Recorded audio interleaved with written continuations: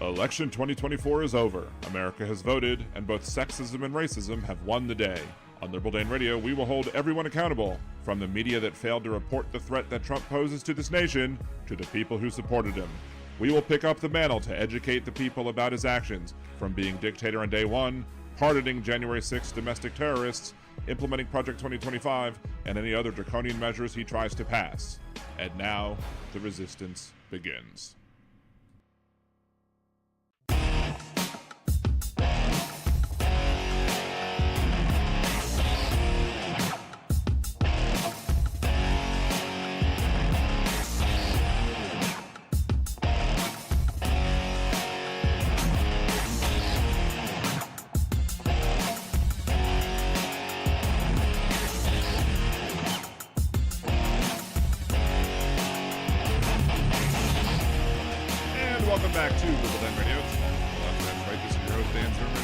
Live from New Orleans, Louisiana. To join the conversation later, if we open the phone lines, it will be 562-542-3261 or 562-LibDan1. Or you can always join us in the chat over on liberaldanradio.com or twitch.tv/liberaldanradio. Playing around with certain things. We'll get to one of the things I was playing around with in a second. But playing around with certain things. I was looking at trying to get invited sponsorships on Twitch. And I set it up for my Nerdy Dan one, but I've also set it up for the Liberal Dan Radio also on Twitch. Now, I know most of you don't watch on Twitch, and I'm sure we'll talk about this again a little later, just when more people settle in, but it might be better if a little more people watched on Twitch. Simply because I guess if more people watched over there, then I might be more likely to get some sponsorships over there. But hey, you know what? It is what it is. Thank you, Donald. And so I don't. We'll see. We'll see how that works. I really don't know. What I would need to do to actually get that. Get those type of sponsorships. I do it. On by choice when I do the nerdydan.com stuff, but I don't know, we'll see. Something I'm toying around with, something I'm seeing if it's technically possible. But there's one thing that I wanted to show you, because when I was going through the clips on Twitch to basically say, hey, these are the ones I want to feature on my Twitch channel. I did some for nerdydan.com. I also did some for Liberal Dan Radio. And I was going through which ones to pick. And I had the more recent ones first. And I had, going down the line, or going backwards in time, posting, this one, that one, or whatever. And I noticed something. I noticed something that was very, felt really good, I should say. Simply because of the fact that, I know I've lost weight. I've already told you about I've lost since July, I've lost 70 pounds or so. Since my highest weight, I'm down 100. We've talked about that already. And I can see it in many different ways. In a smile of a child. No, I'm just kidding. I can see it, I can look at my own face in the mirror and feel that, I've slimmed down. I can see it in my upper body. I can see it when I'm driving and the amount of space that exists between my stomach and the steering wheel. Because when I was driving my wife's car, there used to not be much space between my stomach and the steering wheel. And now there's a good bit of space between my stomach and the steering wheel. So that's one of the ways that I really saw my weight loss. However, you don't really see the stark contrast. You don't see the before and after, as you're just looking at yourself. All you see is now and what you remember of yourself back then. However, we can do a before and after right here. This is the before and after. Liberal Dan before, Liberal Dan after. I mean, you totally see it here. You totally see how puffy my cheeks were. You totally see how my face is definitely much slimmer than it was. So that was just a shock and a good shock, because, you know, again, you don't really see. I never really stopped to take a picture and was like, hey, you know, this is my before, this is my after. But now, this is my before, and this is my after. And it's not even an after. I guess I should call it the during, because there's still room to go. There's still weight to lose. Easy for me to say. However, you know, that stark contrast between then and now just made me feel good, and I wanted to share that with y'all, because a lot of times, you know, I might talk about the stuff that's stressful or frustrating, either in my personal life or in politics, because I get real with y'all. I talk about stuff in my personal life. I don't shy away from that, and because I don't think you can't separate what's going on in the world, what's going on in politics. You cannot really separate that with what's going on in your life. They're intertwined. You can't uncouple them. And, you know, the stress from what's going on can cause, you know, a lot of people do things like stress eat and want to drink more, want to do other substances that might make you feel better or whatever. So they're, you know, make bad decisions. There's all sorts of things that, you know, intertwine. So, you know, if I'm going to show you the real, authentic myself, for the most part, I will, I gotta talk about almost everything. Now, you know, there is, you know, the conversations that I've had about having, you know, the Liberal Dan After Dark channel. You know, at some point, I feel like I should be making that. Of course, I think this would be a perfect shirt for me to wear when I'm doing those shows. I found that shirt and I just loved it. And one of the main reasons I got this shirt was not just that it was funny, but because the store that was selling it had my size. And so I'm sitting there like, okay, I definitely want to support this store because this store is supporting people of my size. So there are, you know, some topics that I won't talk about on this channel because out of fear of, you know, losing ad revenue and stuff like that. So other more you know, in-depth topics about stuff like, you know, sexual health or whatever, we'll do that on that channel. That, you know, that maybe a more real, more in-depth and uncensored. But until that happens, you know, we'll just have to have most of me, not all of me. Mad Mac, let me wash your clothes. I can shrink them enough so you don't have to buy new ones. I'm great at shrinking my own clothes. Usually I buy a size higher to compensate. I do appreciate that. Thank you. And the other funny thing is with speaking of shrinking clothes, I don't know if I probably discussed this one with what happened. But I had ordered 3 shorts that matched the same size of other shorts that I had. However, they're not the same size. They, you know, because sizes differ from person to person. It wasn't like a numeric size, like 36, 40, 50, whatever my waist size would be. It's definitely not 36. But besides that, you know, this was, you know, 1X, 2X, 3X, 5X, whatever X I had. And when I first got those shorts and I tried to put them on, they didn't fit. Not one bit. And instead of, usually if I buy something that doesn't fit, I just return it because I'm like, you know what, you know, if I'm not going to be able to wear it, why should I keep it? Let's return it and get a refund and, you know, buy something that's more my size. Instead, I kept them with the hopes and ideas that I may very well, you know, I may very well lose that weight because I was anticipating losing the weight. I was feeling confident about it. I was feeling good about it. And not only do the shorts fit, they're starting to get too loose. So yeah, I might need to take you up on your offer, Mad Mac, because I might need to shrink my shorts because these shorts need to fit again, or else I'm going to be showing people my underwear, and nobody wants to see that. Well, I don't know. It's Impeccable Living here. He might want to see that. Oh my! And if not, there's a oh my in his honor. Anyway, hey Teresa Tech, good to see you. Let's say shout out. I'm a little late saying hi to people in chat. We've got Josh. We got Aaron. 1/2 of the mod squad. We got Steve from across the pond. If it's no Scottish, it's crap. Molly, thank you. Another liberal Danimal. Let's see. TV2 Live. Good to see you, TV2 Live. Go subscribe to his channel. I think I have that linked on my Friends of the Show things. If I don't, let me know.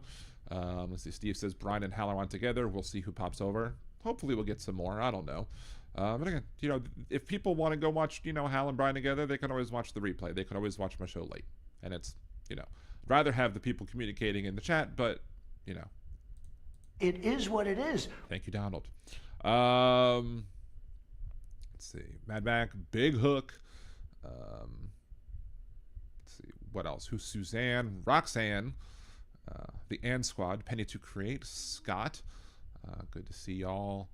Let's just keep scrolling. What? Anyway. Terrible. Definitely don't want a Limp Biscuit or anything else, right? Lost weight but gained neck, I guess. Thank you, Mad Mac, for being a liberal danimal. Thank you so much for that. Appreciate you. Of course, you could gain a neck by doing some workouts, some lifts. You know, I'm trying to come up a bit. Any tips? Any tips? Line from Tropic Thunder. If you've not seen Tropic Thunder, you have to see Tropic Thunder. And then after you watch Tropic Thunder, go watch people's reaction videos to Tropic Thunder, because those are even better. Those are amazing. Like, I will sit here if like Tommy is not on, my dude, if he's not on after the show, so I have him on, give him comment a little bit in the chat. If I don't have him on, a lot of the times I'll watch some other YouTube videos, including a lot of the times reaction videos to Tropic Thunder, which is, again, underrated movie to some people, and it's so funny also with Tropic Thunder, because in Tropic Thunder you have a certain character playing Lincoln Osiris, or that was the role that the actor was playing in the movie, but person basically puts on blackface, and it's probably the one example in recent memory of blackface where everyone's like, everyone who, like, on Black Twitter or whatever, you'll see somebody who's coming in and start like complaining, I just saw Tropic Thunder and Robert Downey Jr.'s in blackface, we need to cancel him. And Black Twitter will come down and be like, no, do not cancel him. He was amazing in that role. You don't understand what he was doing in that role. Shut up. And they're right, because in that role, Robert Downey Jr. was not in blackface in and of itself. He was playing a person who did blackface, and showing why it was insensitive, why it was culturally inappropriate, why it was bad. It's definitely worth the watch. Anyway, what is it? Careful what you wish for today at store. I thought I was in a lady's way. I said sorry. She said, oh no, you're fine. She said, well, hell, you ain't so bad yourself. Nice. Steve, did you not want to watch along of that a million years ago when I was first here? Then that ring as well? I'm not sure. I did want to do a live reaction with Nimbus Yosh, the host of The Most, with the former Smooth Sounds at the Percy podcast. I still want to do that with him because I think he's still not seen it. So I definitely want to sit down and have and just get his reaction, like do that on my Nerdy Dan channel or whatever. Josh, I found a few good movies from YouTube Awards. I found Suits, the show. I started, I kept on seeing ads for Suits, and I had no idea why. Maybe because I work for a law firm, I don't know. But I kept getting like these little clips from Suits, and I was like, this show looked like it might be interesting. I should go ahead and watch it. And guess what? I started watching it, and then as I started binging it, they were like, hey, Suits LA is coming out. And I'm like, well, all right. Let's binge it even faster so that we can catch up and watch Suits LA. So anyway, let's see. Tommy has been at the girlfriend's place with morning live stream. Ah, okay. I guess that's why I haven't seen him on at night. Good to see you, Kevin. Thank you for joining. Appreciate you. Hey, Rick. Good to see you. I think Leanna also jumped into chat. I think, hello, Leanna. I didn't say hello to you when I saw your name, but I want to make sure to say hey. Hey. So, yeah, Scott, maybe his greatest performance. I mean, he played a pretty damn good Iron Man. And it's funny because that was the same year. The first Iron Man and Tropic Thunder were the same year. And it's funny to watch that and watch when people figure out, or when they figure out that, it's Robert Downey Jr. in that role. And then it's also funny to watch out, there's another role played by somebody else, and it's funny to figure out when that person gets figured out. It's Les Grossman is the character's name. I'm not saying who it is. Don't spoil it in the chat, even though it's been out forever. If somebody hasn't seen it yet, go watch it, and then tell me when you realized who Les Grossman was. Yes, he was absolutely great in Tropic Thunder. One of the funniest things, in a lot of these reaction videos, I think I've only seen one person do this, because there's a scene where, one of the characters, Ben Stiller's character goes, what's wrong with you people? And Robert Downey Jr. is like, huh, what do you mean, you people? And then the actual, black actor is like, what do you mean, you people? And then everybody starts laughing and talking over what just went on in that scene. And they all miss the next line that he says, which is also hysterical and funny. And it's like, he says something about beady little white devil eyes or something. I'm just like, oh my God, that's hilarious too. But everyone misses it except for like one person. Let's see, I got almost 20 people here so far. Let's see, the other guy kept grinding on it until I finally figured out who he was. And I said, oh, haha. Exactly. That's what happens. I think it took my stepfather a little bit. I was showing it to them right when my son was born, my first son. They came to visit to see him as a baby, and then we were watching that movie together, and all of a sudden they're like, wait, is that? And I was like, it is. So it's great when people realize it. There was one reaction video that I saw where somebody, they were like, it's amazing when people realize, they were like, there are people who are going to realize that this was Robert Downey Jr. playing this character during the credits as they go through the credits. And they said that, and then they show Les Grossman and who played him, and they were like, what? And I was like, dead, because it was like what they did with that, they did with the other one. It happened to them with the other one. So I got a new mailbox delivered yesterday. It's like postal delivery inception or whatever. More on the post office in a little bit, because holy crap. Anyway, so let's talk about some stuff. What do you want to talk about? Let me talk to you. First of all, today is the 50-year anniversary of the fall of Saigon, which is, interesting in and of itself, good little milestone to celebrate. And here in the New Orleans area, be it on the West Bank in Jefferson Parish, or, I think some places in New Orleans East, I think those are your two areas with the largest, like, Vietnamese people concentration. Like, you have more there than other places. We have I don't know what the size of the New Orleans Vietnamese community is compared to other people. My sons were in a bowling league, and there are a lot of Vietnamese kids who bowl in that bowling league, and and so I have a friend of them there, and she adopted 2 kids. I think she adopted Vietnamese kids, anyway, so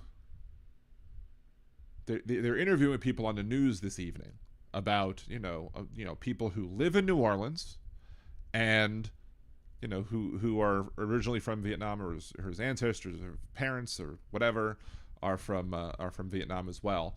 And one of the people who came here was former congressperson, the first elected Vietnamese member of Congress, Joseph Gao. And if you watched previous shows of Liberal Dan Radio, Talk from the Left, that's right, you'll know Joseph Gao because he's the one who said this. You are much, much smarter than I am. What? You are much, much smarter than I am. Apparently I am. I mean, he is a doctor, which is good, but apparently he doesn't understand. Maybe he's one of those people where, you use all your brain cells for being a doctor, and then you don't have any room for anything else. And as such, he didn't quite understand what was going on in that particular piece of legislation, or the portion of HR 3200 that would have been the Affordable Care Act, except they passed the Senate version instead. So anyway, I was like, because I said when I first found that clip, I was like, I don't know if I'm going to be able to have a time where I'm going to be able to play that clip, but I'm going to have it anyway just in case. And then he happened to come on the news today for the 50th anniversary of the fall of Saigon. And I was like, yay, I have a reason to use the clip. You are much, much smarter than I am. I know. Anyway, Big Hook asks, anybody going to see the Thunderbolts movie, Avengers Villain Gone Good? I was actually talking to my wife about that movie earlier today, because usually with Marvel movies, with the one exception of Doctor Strange, I never saw Doctor Strange in the theater, and I don't know why.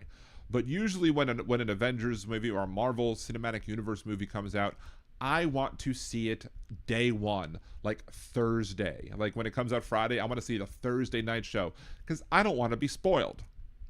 And I know people are going to be spoiled. And then earlier on, when my kids were young and like couldn't go to the bathroom by themselves and needed an adult to come with them, I would go to the movies by myself. I'd go watch the movie by myself, and then I would bring the kids to a movie showing over the course of the weekend. And so if they had to go to the bathroom, especially for like, Avengers Endgame and Infinity War, because those are stupid long. I mean, in a good way, but they're ridiculously long. So I could, if they have said, Daddy, I have to go potty, I'd be like, okay, let's go, and not have to worry about the fact that I'm going to miss a part of the movie. So anyway, Steve, last time I went to the cinema was Joker pre-COVID. I think I better never go again after causing that. It's all your fault. It's all your fault, Steve. But yeah, I did go see the Eternals. I didn't see that immediately. I did, but a lot of people didn't see that immediately because, again, during COVID. And so, but I made sure, like, I was waiting for maybe a half an hour before showtime to see how crowded the theater would be. And I was like, okay, this showing is not that crowded. Let me buy my tickets online and go over there. And I was sitting like way in the back, way to the side. I'm like, no one's going to be sitting near me. I'm not catching COVID to watch a Marvel movie. So, and then they dropped the ball with the goings on of that movie until finally they handled it in the last Captain America movie. So, yes, I did like Eternals, and a lot of this, like, what the hell happened to the Celestial in the middle of the ocean? Well, they finally dealt with that, and they finally say what it was made of and whatever. So, anyway, I don't know how much I want to talk about pop culture, but we're getting there. We're getting to the meat of the show. Let's see. Kind of like Robin Williams, you need to rewind because you missed many of the jokes until you listen without preemptive laughter. Yeah, probably. So, I mean, although some of my favorite Robin Williams movies, like Awakenings, is not even a comedy. Awakenings with Robert De Niro, and is if you haven't seen Awakenings, watch Awakenings. It's an amazing movie, and I loved it as a kid. So, I mean, it was really, really well done. I really liked Awakenings. All right, let's see. So we discussed that. Let's discuss Lindsey Graham for a second. I don't know if I should include this with the media collaborators or not, but I mean, there's something to be said to add that to this discussion that I'm going to have later, but I'm just going to keep it separate because supposedly Lindsey Graham was joking. He goes, The Hill reports, Senator Lindsey Graham, Republican, South Carolina, jokingly asked the conclave to keep an open mind about making President Trump the next pope.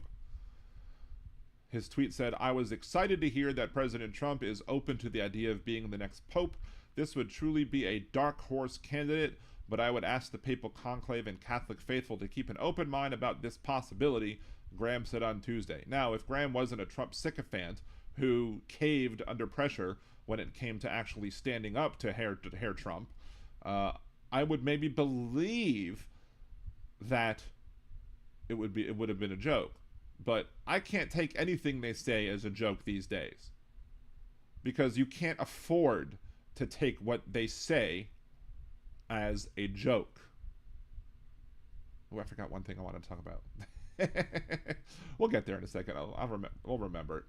And then Graham concluded his tweet with Trump MMXXVIII, which is 2028 in Roman numerals. So, haha.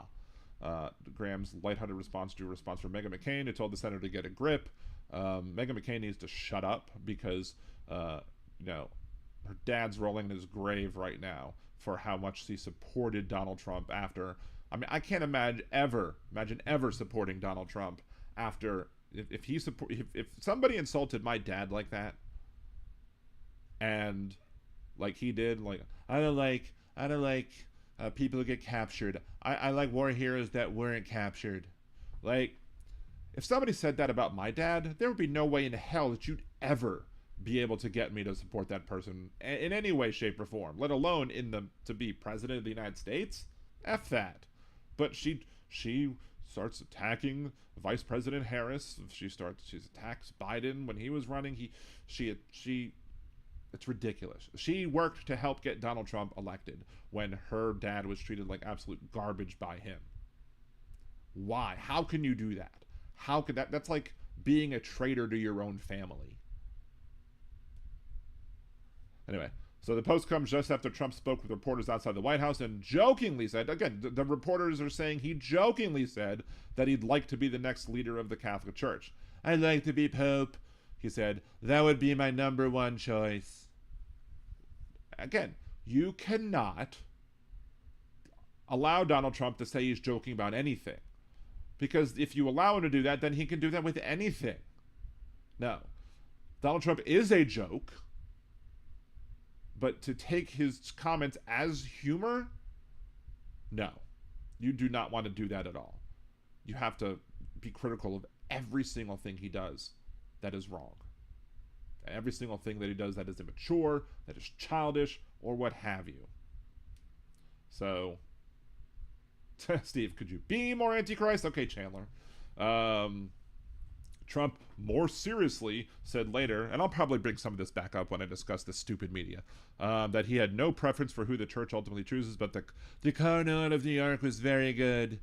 Very good. Wonder why that is. How much money did the Catholic Church pay him for whatever, right?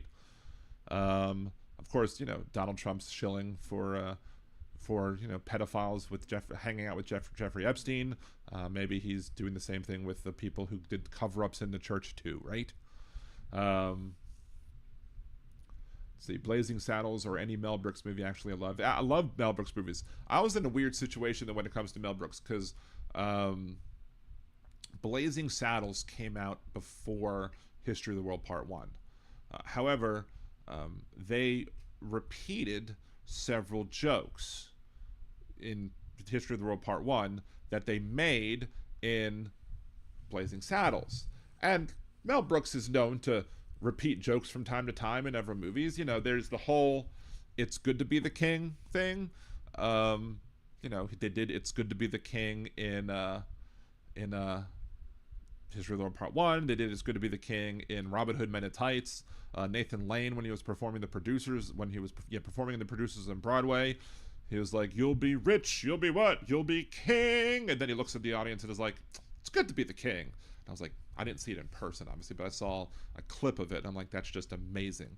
So I don't necessarily begrudge people for reusing jokes, but my point of that is that because I saw History of the World Part 1 first, and then saw Blazing Saddles afterwards, was, some of the jokes that might have been seen as more funny, if I'm hearing it initially, I didn't get to hear him initially because I heard him initially in another movie, so it wasn't as funny because I heard that. But it's still a great, great movie. And everybody who says you can't do that movie now, we did Blazing Saddles. Again, we did Tropic Thunder in 2008.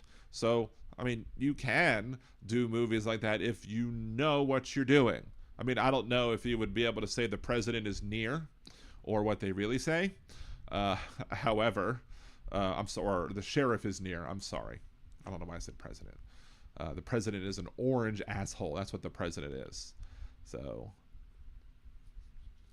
I don't know if I've seen To Be or Not to Be by Mel Brooks. But yeah, Spaceballs, High Anxiety. Mel Brooks was amazing. It is.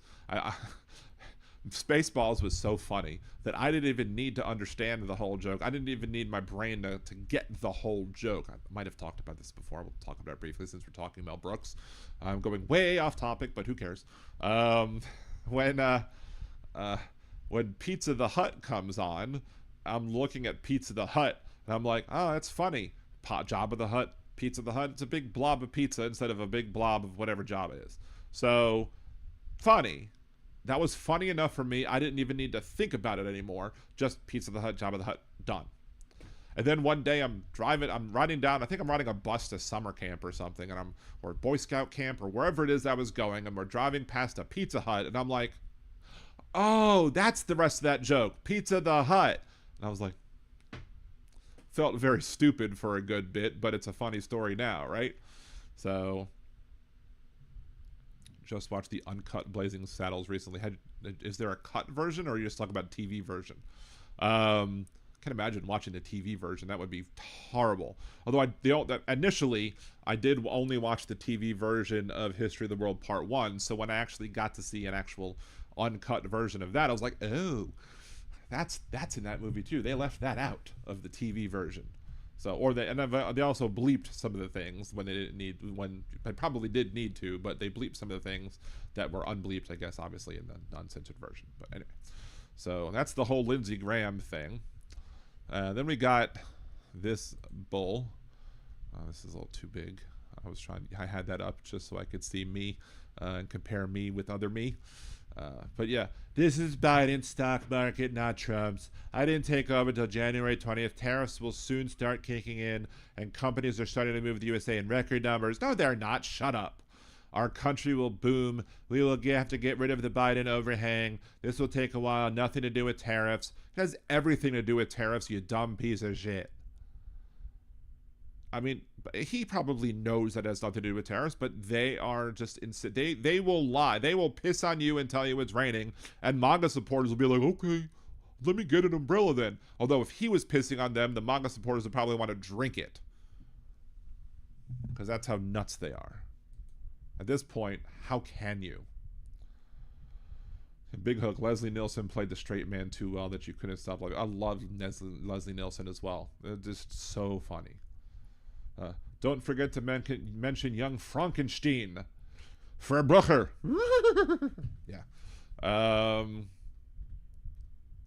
right, getting all about the Mrs. Doubtfire too. Hello.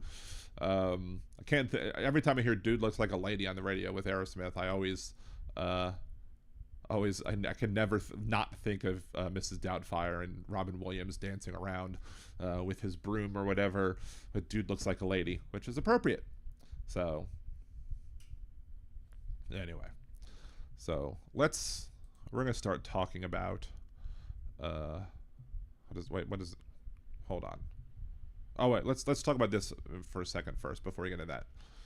U.S. Post Office accused of secret deportation assistance.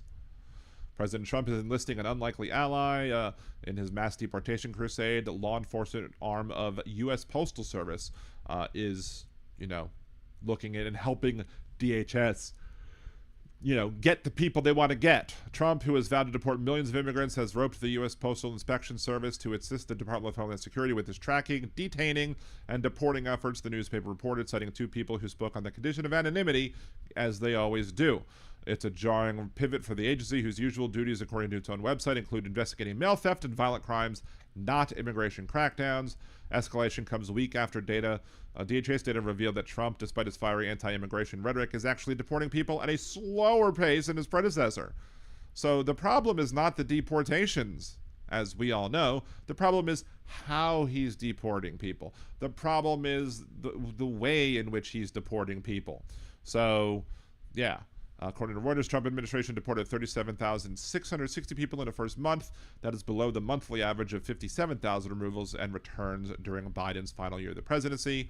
The sources told the Post that immigration officials are looking to gain access to the Postal Inspection Service's vast surveillance systems, such as online account data, package and mail tracking, credit card and financial information, IP addresses, even photographs of the exterior of envelopes and packages known as mail covers. One source familiar with the matter described the pairing as complete overreach. The Inspection Service is very, very nervous about this. They seem to be trying to placate Trump by getting involved with things that they think he'd like, but it's complete overreach. This is the Postal Service.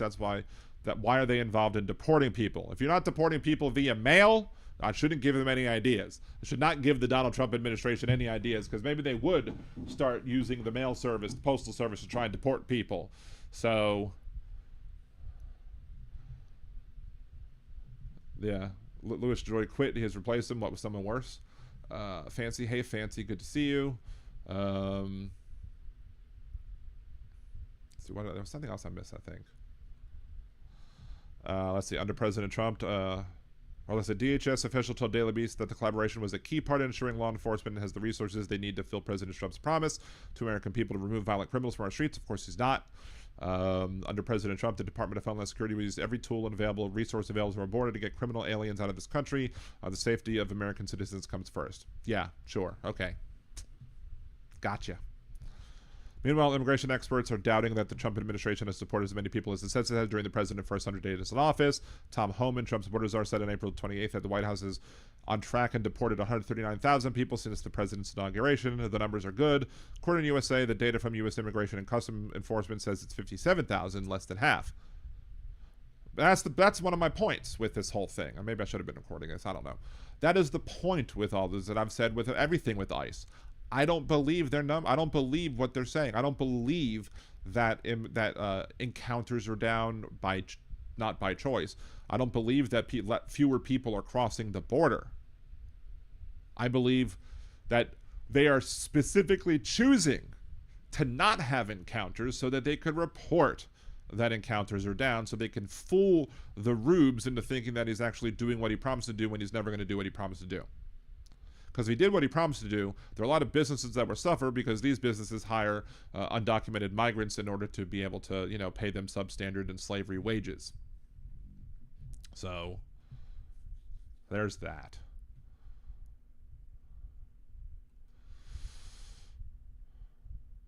Jeff, Steve, it's pretty good. Any movie that does farting scenes is okay with me. So you must have loved The Nutty Professor, right? Yes, I even forgot to say how to support the show. Thank you, Aaron, for reminding me to support the show. Patreon.com/LiberalDan or Patreon.LiberalDan.com. Anyway, it gets you there. Venmo Liberal Dan. You can buy me a cider. Go to LiberalDan.com. Click the Buy Me a Cider button, and you can one-time contribution there. Or just go to buymeacoffee.com/LiberalDanRadio. That'll get you there as well. You can buy memberships here. You can become a Liberal Danimal. You can gift other people memberships and help them become Liberal Danimals. You can buy super stickers, super chats over here on YouTube at LiberalDanRadio.com, or over on Twitch. You can, if you have Amazon Prime, it doesn't cost you anything. You could use your Amazon Prime your subscription to subscribe over on Twitch, and it's free. You just have to lather, rinse, repeat every month because it doesn't automatically renew for you. And you can also buy bits over there and gift subscriptions over there as well. What is that from, Jeff? That is from something, and I don't remember what it is. I made a fart last week, smelled so bad it had a chain hanging from it. That is from something, and I don't remember what. Let me know. and if it's not from something and you just happen to say whatever, I know that's a line in a movie. Like, was it like during the end credits of Talladega Nights or something like that? I don't know. Anyway, so let's shut this off a little. Shut the volume off a bit so I can make this wider. Go full screen with it. All right, so hopefully ABC News doesn't give us any copyright strikes or whatever for daring to violate, to look at these things. But I'm claiming fair use, so screw it. Oh, outtakes from Nutty Professor. Okay, there you go. Yeah, that's right. It wasn't out. I remember it was in a credit scene, but yeah, I remember it was from a credit scene. I didn't remember which one, but yeah, that is correct. Obviously it's correct. You knew what it was, but yes, I knew it was from something. I mean, I do appreciate your sense of humor and your wit, and many times you've made me laugh with your own jokes, but I knew that wasn't yours. Anyway, so, I'm trying to see which button I want to hit. Topic of this show is Collaborators Among Us. Now, with the Collaborators Among Us, I am including in the list of collaborators people who might be bystanders and who are just letting things go. Technically, the official definition of somebody being a collaborator does not include bystanders. It includes people who are actively aiding and abetting the people who are seeking to do harm. That being said, I don't necessarily see the moral difference between the two. If you're standing back and doing nothing while evil is going on, that's pretty much the same thing as helping evil, because you're just letting it happen. And you shouldn't let evil happen. Evil should always be fought every step of the way.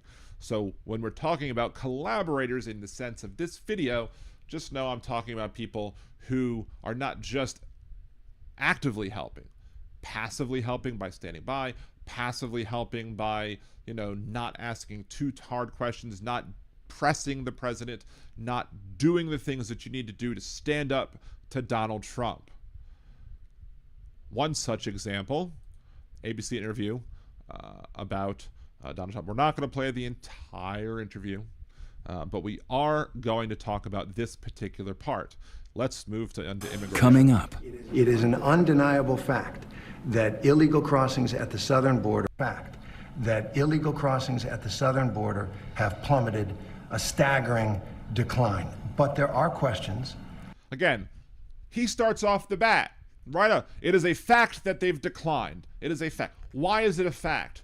Why do you believe it's a fact? You can cite, numbers that come from ICE and Homeland Security.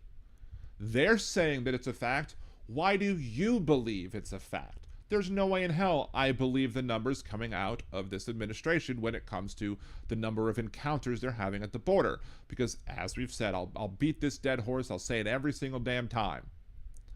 Donald Trump during COVID said he wanted to stop the testing because when you have more testing, you have more cases. Now, he's an idiot for saying that because testing doesn't cause cases, testing reveals cases. But Donald Trump didn't want more testing, not because you have more cases or it causes it. He knows that people would judge him and his attempts to run for re-election if the numbers of people who had COVID-19 were higher than what they really were reported as high as they really were.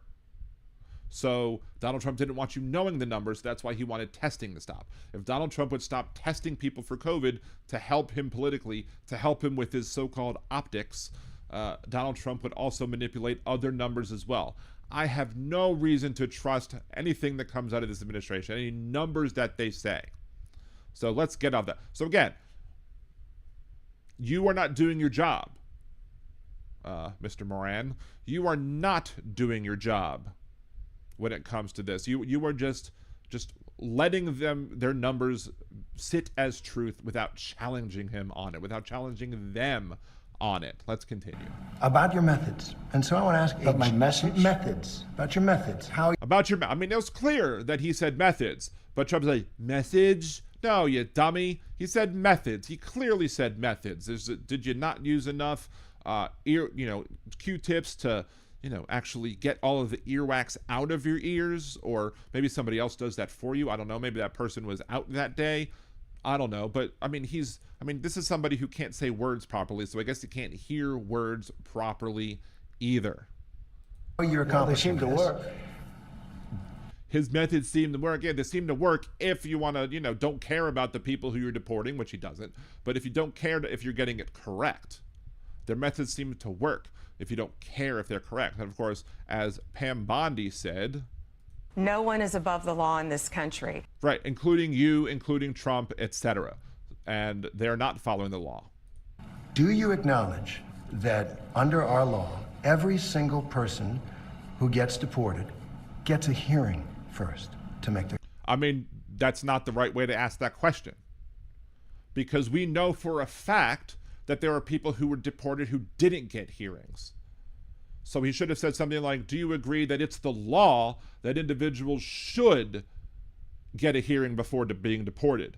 And you should also press him on the fact that there are those who didn't get a hearing. But no, he's just wording this nicely, gently, calmly. Why? You need to press this person. You need to press him. If he doesn't have the spine or the testicular fortitude or whatever you want to call it to be able to answer tough questions, he has no business being in the most powerful office in the nation, other than Elon Musk being behind him. their case. Well, are we talking about people that are citizens of our country or not? No, you're not deporting citizens at this point. Well, let me ask you, did they get... You're not deporting citizens at this point. Again, how do you know? And they have deported citizens. Again, not doing your job. They have clearly deported. They deported a citizen child who's getting cancer treatments. So how can you say that he's not deporting citizens? It's already happened. How the hell these people get interviews? Because they ask softball questions, and people are now going to be able to look at this interview and say, and when somebody says Donald Trump supporting or deporting citizens. Everybody, no, ABC News says he's not deporting citizens. You're aiding and abetting this president, this traitor, this evil tyrant by saying that, by asking the question in that way. And I haven't seen it. I just saw a clip of this. So that's the first time I heard him ask that. So that's why I'm just mind blown. I shouldn't be mind blown because we've already covered in several times on this podcast. We've already discussed several times how the media has failed to do its job. And this is just another example of the media failing to do its job. Let's just rewind that briefly again. Do you acknowledge that under our law, every single person who gets deported gets a hearing first to make their case? Well, are we talking about people that are citizens of our country or not? No, you're not deporting citizens at this point. Well, let me ask. Again, are we talking about citizens? No, citizens are not the only ones that get due process.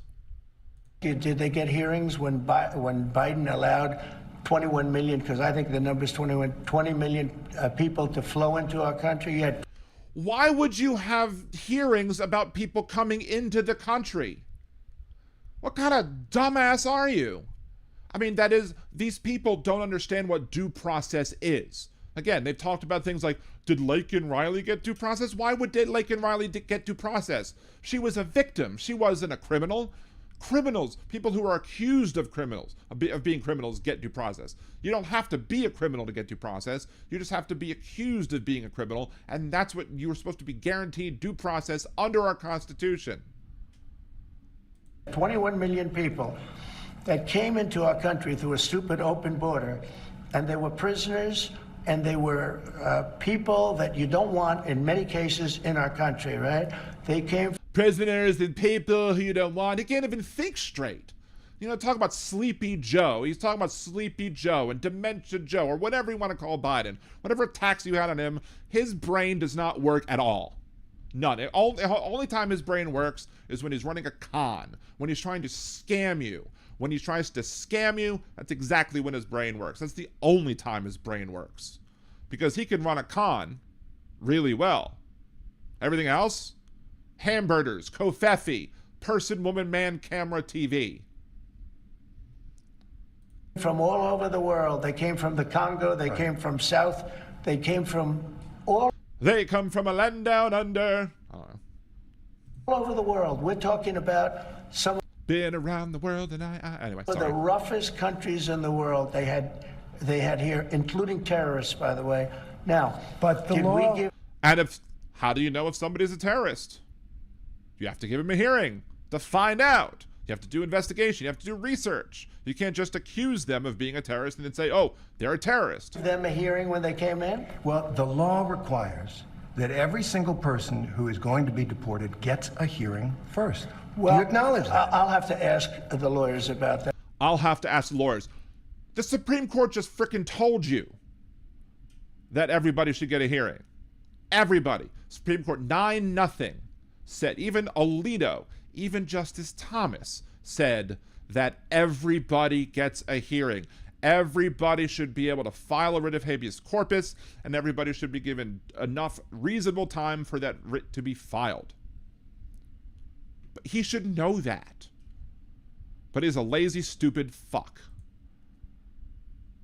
That all I can say is this. If you're going to have 21 million people, and if we have to get a lot of them out because they're criminals, we're going to have to act fast. We can't. Do you think we can? Why do you have to act fast? There's no reason that you have to act fast. There's a reason why in our judicial system, why we have jails. And when there are people who you think are flight risks, who you think are going to run away from the crimes, when you have people who you accuse of a crime, but you don't trust that they're going to show up for the hearing, you lock them up in jail until the hearing, until they go to trial. It doesn't have to be done quickly. The right to a speedy and swift trial is not the right of the government. The government doesn't have the right to be, the government has no rights. Government has powers. People have rights. But the government doesn't have the right or the authority to just speed through and ram through a trial or a hearing or whatever.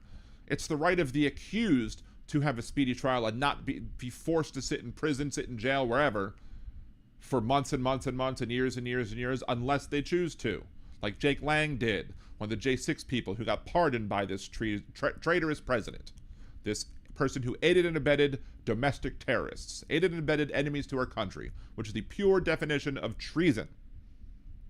He pardoned them, and one of those people whined and bitched and moaned and complained about on conservative talk radio about, oh, I'm in the gulag. Oh, they're delaying my trial. You delayed your trial, dummy. You delayed your trial because you wanted Donald Trump to stop the prosecution, instead of just saying, okay, let's take, the prosecution as it comes so I can get out of jail and serve my sentence, and then if Trump gets elected, he can then pardon me afterwards. No. He chose to be that way because he chose to not have a speedy trial. But the right to have a speedy trial belongs to the accused, not to the government. Give 21 million trials. Let's say each trial. Yes! Yes! Do you give 21 million trials? If you want to deport 21 million people, you have to have 21 different hearings. The only time that I would probably sit here and say that you don't need a hearing, or you should be able to have an expedited hearing, is if the individual has been convicted of a felony, like the person who murdered Laken Riley. If he wanted to deport him tomorrow, I would have no qualms with it. I'm not going to argue with it. He was found guilty by a jury of his peers of murdering somebody. So yeah, that's somebody. You've proven them to be a criminal. If you've already proven them to be a criminal in another court, then maybe, and not just a criminal, but a violent felon. If you've proven that to be the case, and you don't want to just let them rot in jail, rot in prison or whatever, then sure, you can deport that person, and nobody with half a brain cell is going to complain that you deport the murderer of Laken Riley. And if they did, I'd say something about it. I would attack them for it.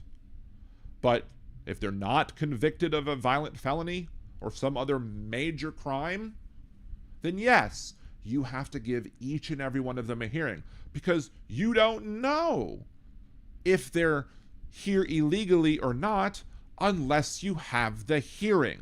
And the responsibility, the onus should be on the government to prove that they're not here, or that they're here in violation of our laws, and that they have the authority and ability to deport the person. The onus is on the government to prove that, and they should have to prove it to people, and that's one of the checks and balances that we have. But Donald Trump doesn't like checks and balances.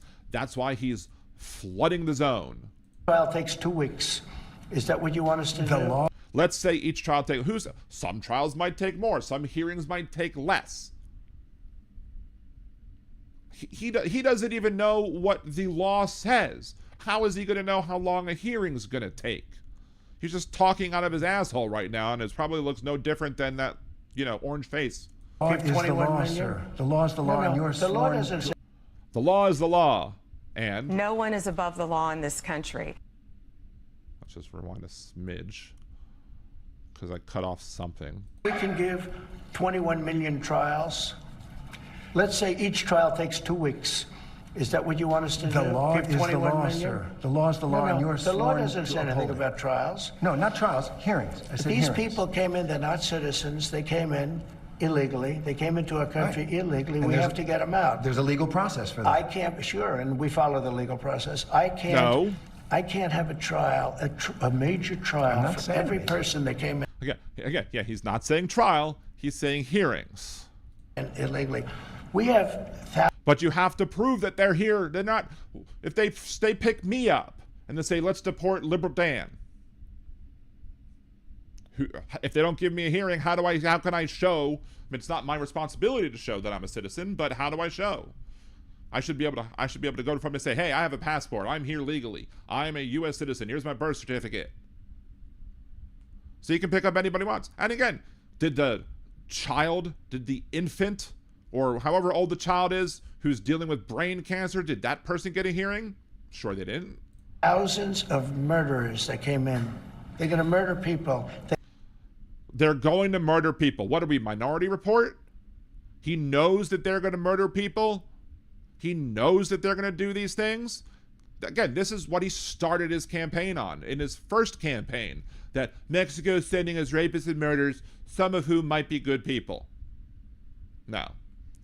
That's the bigotry that we have. And he should be, and if his next question is if his next question isn't how do you know that they're murderers unless you have a trial, he's not doing his job. They already have murdered people in our country. Right, so we have to get them out, they're and we have to bad get them guys, out fast. Really bad guys, but in our country, even bad guys get due process, right? If people come into our country illegally, there's a different standard. These are...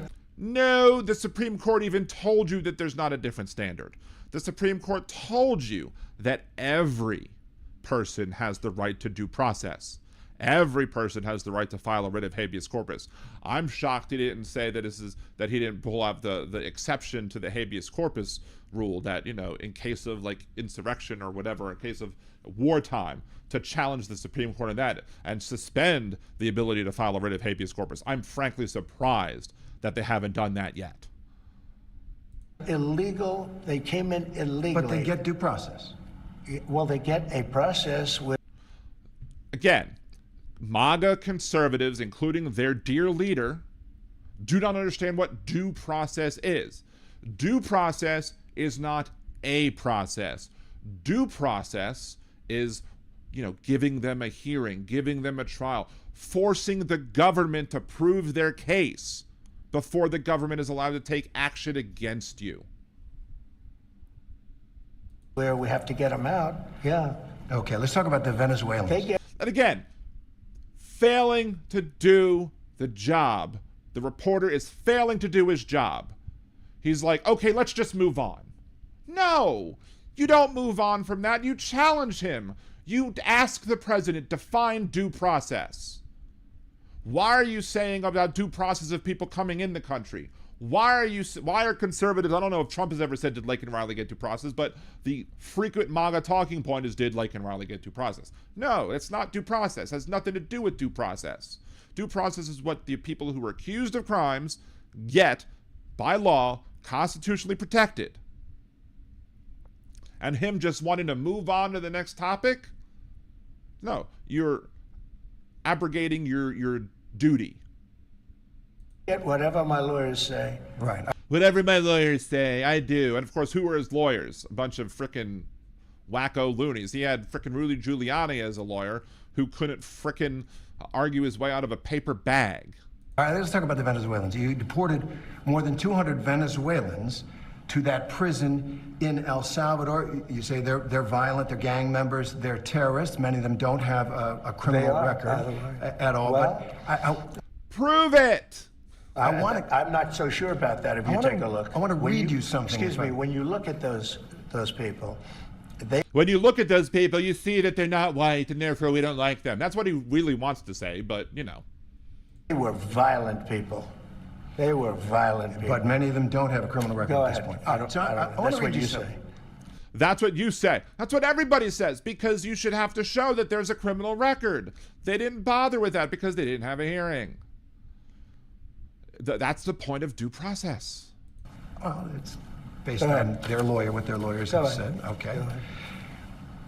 Again, he's just sitting there and just saying, okay, let's move on. Let's move on. Challenge his ass. And if that means that you don't get another interview, so what? Donald Trump is not going to stop giving people interviews. Why? Because Donald Trump is going to want to be on television because he's a narcissist. And he's going to want to be able to be on TV as much as possible. He is a freaking narcissist, and he's going to want to be on TV. I should be having this one when I'm talking, because this is elevating to the point of a fat man rant, or maybe a not so fat man rant, since I'm down 100 pounds. Anyway, let's continue with this dumbass and this reporter who is not doing his duty to inform. Joe Rogan said this. Joe Rogan, one of the leading podcasters. Let me tell you something, Joe Rogan. Sorry. Shouldn't be joking about this, but every time I hear the name Joe Rogan, I can't not think of that one clip. Trump supporter about the deportation of Venezuelans. He said, quote, rounding up gang members and shipping them to El Salvador with no due process. He said it was dangerous and added, quote, we got to be careful that we don't become monsters while we're fighting monsters. We already have become monsters because we elected this idiot as president and we're enabling him. We're giving tacit approval to do this because Congress is letting him do it. Some of the courts are letting him do it, whatever. And even when the courts say that he can't do it, he doesn't listen. Is Joe Rogan right? Oh, I agree with that 100%, yeah. I agree with him, although I'm not doing anything that he says that he wants me to do, but I agree with Joe Rogan. What? We want to be careful, and we are careful. You're not careful. Fuck you. You're not. We're doing something that has to be done. We have a country that's very sick. Joe Biden, and it's not him because I don't even think he knew what the hell was happening, but You don't know what the hell's happening. You don't know what due process is. You listen, you say, this is what my attorneys say. No. people around him are vicious people. And what they've done And I want to deport them too, even though they're citizens, because I don't care. No due process. They get a process. the country is unbelievable. They've allowed 21 million people to pour into our country. Many of these people are criminals. They've allowed you mentioned Venezuela, the jails of Venezuela to be emptied into the United States. Do you know Venezuela crime is way down? Way, way down. You know why? Because their criminals are now living happily in the United States of Prove it. America, and we're getting them out. And I was elected to get them out, and we're getting them Under out. the law. It And sounds we're like- getting them out fast, and we're getting them out legally. Now, We're getting them out what? It sounds like he's saying we're getting them out illegally. Maybe I should isolate that clip, right? I should isolate the clip that says we're getting them out illegally. You know, I know what he's saying, but it sounded like he said illegally. Let's continue. Now, in some cases, we have judges. In some cases, they're radical left judges. What happened the other day where a judge was protecting a criminal was horrible. And I think she's got big problems, frankly. And there was some, the question as to whether or not they had the authority because the judge didn't want this particular type of warrant, which wasn't applicable here. She wanted a different type of warrant. And also, it's typical when somebody is leaving a courtroom when there's a big debacle that you let all of the people who are accused of crimes to go through the other door. It's not just something she did just for him. I'm sure that's all going to come out in her trial, too. And of course, Bondi did a freaking perp walk with her, which, I hate perp walks, but nobody should get a perp walk, except for maybe Trump, because he deserves it. Because if him and his administration, if you do perp walks and then you get charged with the crime, you should get a perp walk. Other than that, nobody should have perp walks. And there are a couple of them like that. I want to talk about one Wait man. a minute. Yep. We have to be treated fairly by judges. And we're not being treated. You have to follow the law. And if the judges determine that you're not following the law, you should change what you're doing and follow the law. Thank you, 250 kilo ohms for the subscribe. Thank you so much I appreciate you. Treated fairly by all judges. Oh, that's a subject. So you're saying that you don't like some of the rulings, some of the court orders? I think the rulings will be overturned, yeah. All right, well, let me ask you about Some of them weren't. A lot of them weren't. I mean, now the Supreme Court hasn't actually ruled on the merits of any of these things. They've basically just said, you must do this. But he's not following the Supreme Court rulings. He's not getting him, he's not getting the one back from Maryland. Abrego Garcia or whatever. one man and one court order. Kilmar Abrego Garcia. He's the Salvadoran man who crossed into this country illegally, but who is under a protective order that he not be sent back to El Salvador. Your government sent him back to El Salvador and acknowledged in court that was a mistake. And now the Supreme Court... And Tom Homan has just said that it wasn't a mistake. It was purposefully done. Let's continue. has upheld an order that you must return him facilitate his return to the United States. What are you doing to comply? Well, the lawyer that said it was a mistake was here a long time, was not appointed by us. Pam Bondi said it was a mistake. Your attorney general said that it was a mistake. Now, she also said she's not going to do anything about it, but she said it was a mistake too. And you appointed her, dumbass. Should not have said that. Should not have said that. And just so Said it you in court. understand, Said the it in person court. that you're talking about, you're making this person sound, this is a MS-13 gang member, a tough cookie.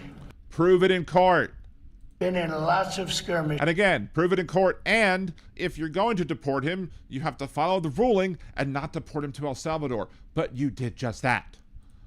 Beat the hell out of his wife, and the wife was... No, the wife said that she filed the protective order initially as a preventive measure because she was concerned of what might happen because of her previous relationship and a previous abuse that took place, and she dropped the charges and she dropped the civil case or whatever because it didn't go that far.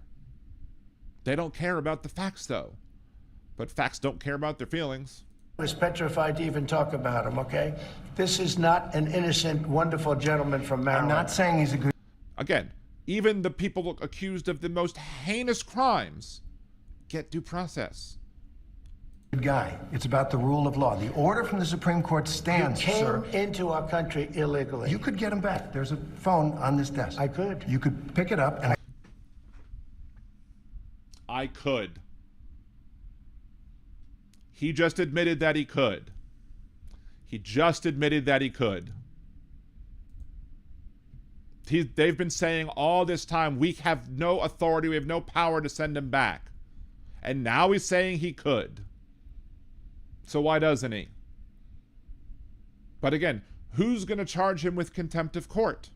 In order to be charged of criminal contempt of court of a federal judge, they're going to have to send the U.S. Marshals Service. And who controls the U.S. Marshals Service?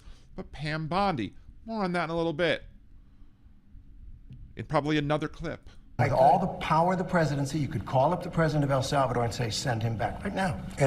And these people believe in the unitary power of the presidency. They believe that the president has like supreme executive power. And not just from some watery tart that threw him a sword from a lake. They believe that the president has more power than the president actually has. But yet he's denying, they up until this point, denied that they had the power. But guess what? He now said he has the power. But he's choosing to not do it. He's choosing to flout a Supreme Court order. He's choosing to be lawless. And his supporters would be like, okay, I don't care. As long as it's not me, I don't care. And then it's going to become them at some point, and then they're going to care, but it'll be too freaking late. If he were the gentleman that you say he is, I would do that. But the court has ordered... not. No, he didn't say that he was a gentleman. He's lying. And again, he should have said, I never said he was a gentleman. I just said he gets due process. Because everybody gets due process. To facilitate that, I'm not the one making this decision. We have... You just said that you have the power to do it and you're choosing not to. That is a decision. If you choose not to decide, you still have made a choice. Who's that, Big Hook? Lawyers that don't want to do this. The buck stops in this office. No. The buck stops here. No. We went a long way from Teddy Roosevelt to Donald Trump. Follow the law. You want me to follow the law? Yes, we want you to follow the law. We want you to follow the law. Exactly. No one is above the law in this country. Even Donald Trump. With a president that just wanted to do anything, I'd probably keep him right where he is. Supreme Court says what the law is. Listen, I was elected to take care of a problem. You were not elected to violate the orders of the Supreme Court. You were not elected to be lawless. It was a... Well, maybe some people elected him and didn't care, but, you know. An unforced error that was made by a very... Now, he just said it's an unforced error. He just said 2 minutes ago that it wasn't his administration that said it was a mistake, and now he's saying it's an unforced error, which is a mistake. Unforced error means that it's something that you did that wasn't forced upon you. It's an unforced error. Maybe he doesn't understand what unforced error means, but by saying it's an unforced error, he admitted it was a mistake. When he initially, just 2 seconds ago, said that it was this other person that was appointed by somebody else who was the one that said it was a mistake and not him. Incompetent man, a man that turned out to be incompetent, that you always said was wonderful, a great genius, right? And now you find out, all of the media now, they're saying what a mistake they made. All of them, and many people are saying, everyone is saying. Jesus. A man who was grossly incompetent allowed us to have open borders where millions... Every conservative accusation is a confession. Millions of people flowed in. I campaigned on that issue. I wouldn't say it was my number one issue, but it was pretty close. Right up there. I campaigned on that issue. I've done an amazing job. I have closed borders. He said you couldn't do it.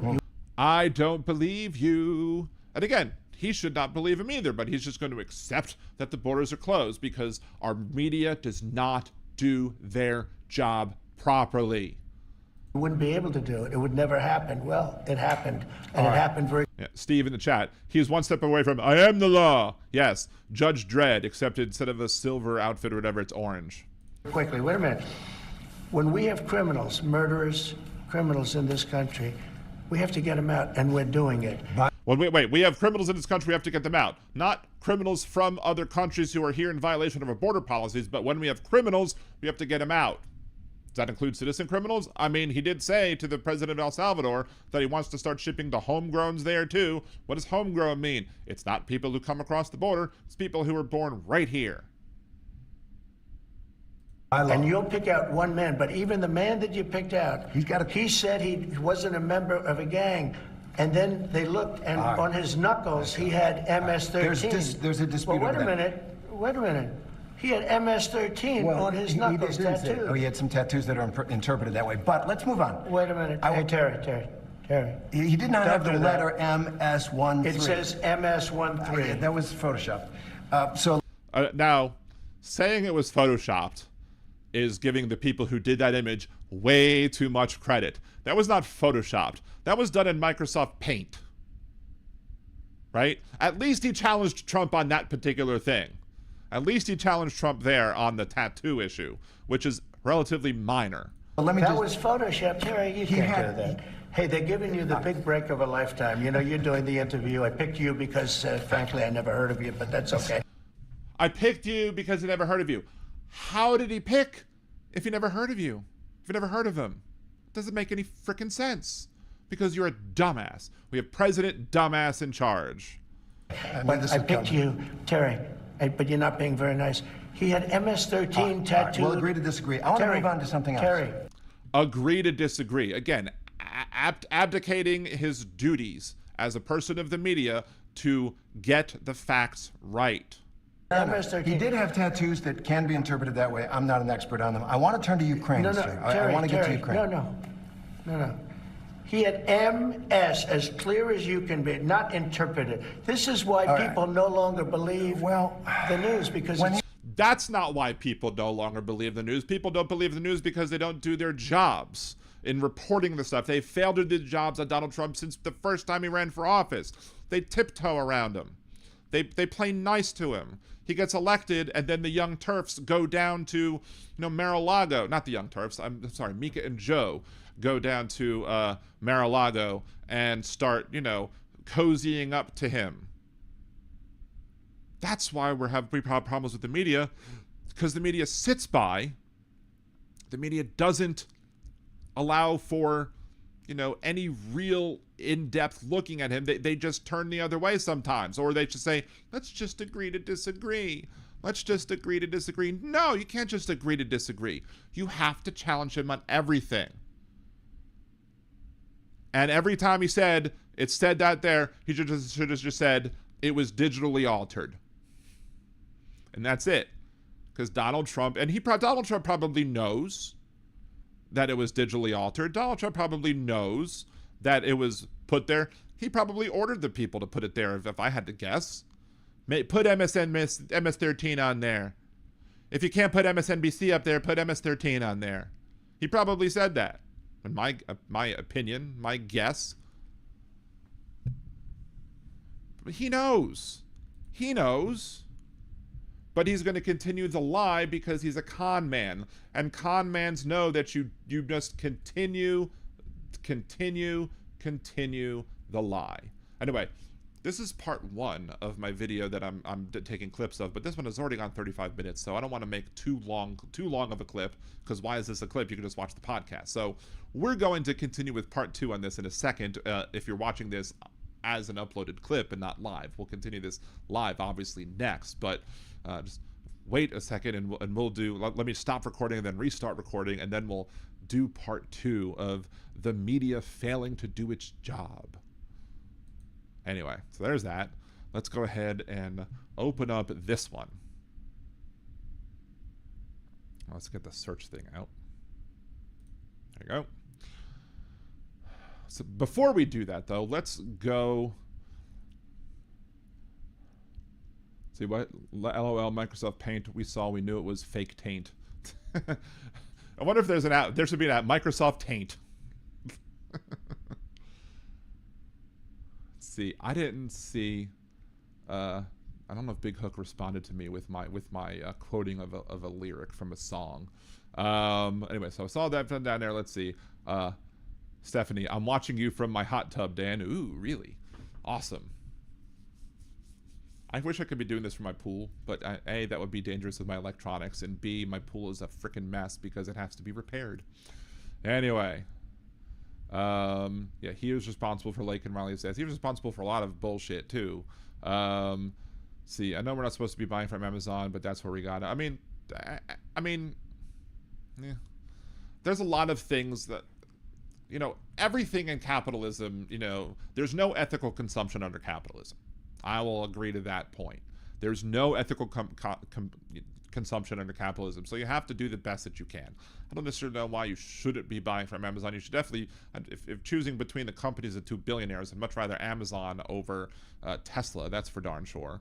I was trying to explain to my youngest son on the ride home the other day from school, where he was talking about something about Elon Musk and, you know, being a billionaire and who came up with some things. Like, no, Elon Musk didn't create anything. Elon Musk took his money that he inherited from his parents and then bought other people's companies.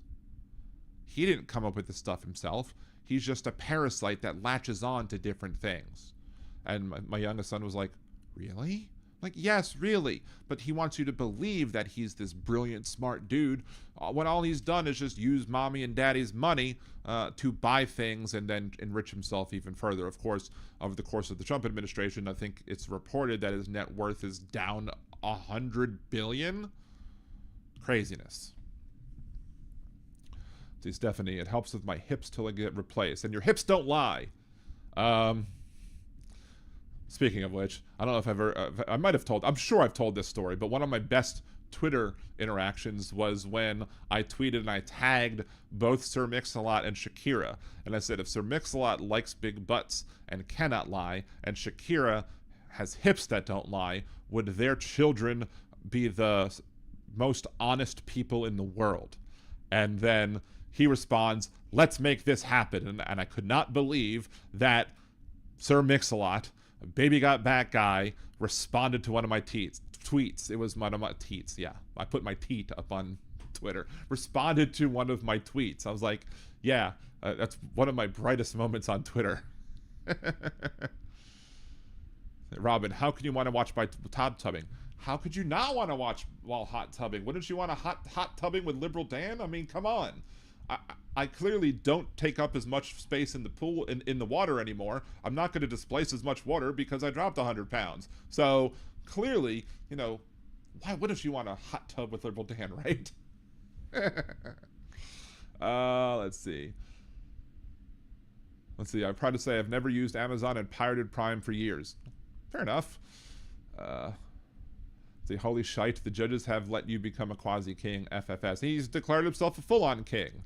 Oh, they have the same hot tubs on Temu, I just found out. Yeah, but Temu's, people, there are a lot of people who say that Temu's worse.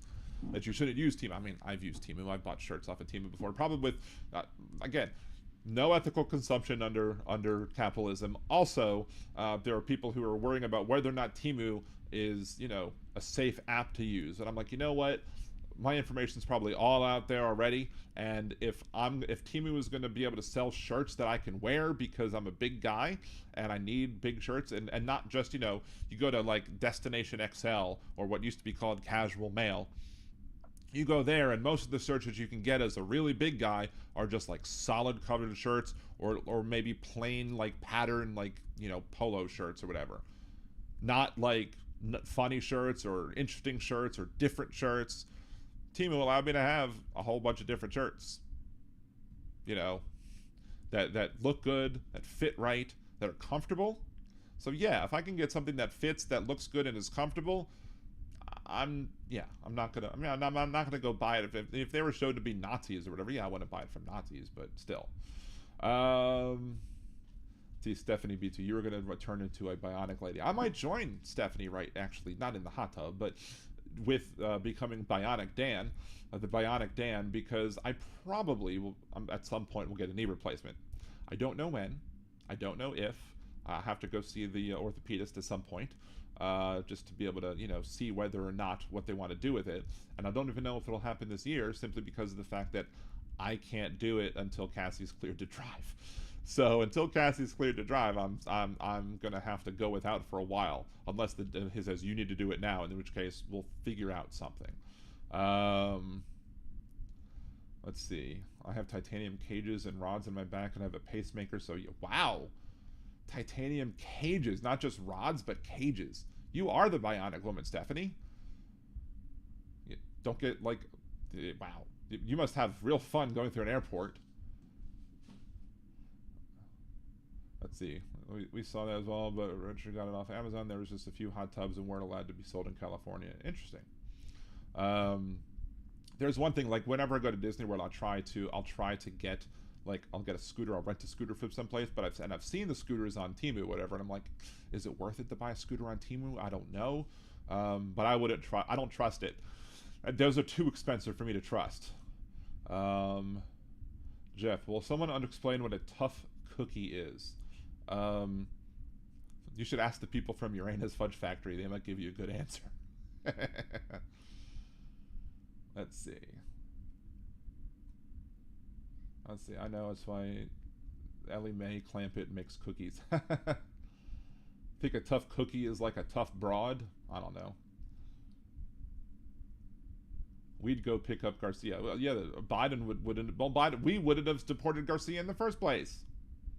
At least we wouldn't have done it without due process. And then if we decided that he did need to get deported for whatever reasons, we wouldn't violate the court order, and we'd send him somewhere else, and not El Salvador. Mad Mac, don't be dissing Excalibur Day. And I wasn't dissing Excalibur. I was just saying that that didn't happen. I was more dissing the lady of the lake, by calling her a watery tart.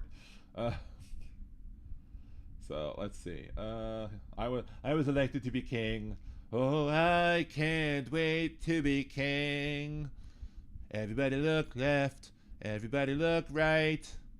I'm real orange. Whatever in the spotlight. Steven, my 5-year-old is smarter. I don't disbelieve you one bit. See, the admin of unforced errors from the incompetent man, the grossly incompetent man. Exactly. Though only those willing to break the law on Trump's behalf are eligible for a pardon despite getting due process. So if we don't give due process, then Trump can't commute a pardon. Conservative logic. Yep. He's like a walking rerun. Hey, don't insult Rerun like that, or Raj, from What's Happening. I mean, Rerun did, record the tried to bootleg the Doobie Brothers, but if anybody gets that one, I'm really impressed. Does it mean does the interview look like Harry Littman? I'm not quite sure. I don't know. Let's see. He thinks that he is Louis the 16th. Louis the 14th? I am the state. Let's see. Hal and Boston Bryan had an intense debate about the use of the words genocide or ethnic cleansing regarding Israel and Palestine. Interesting.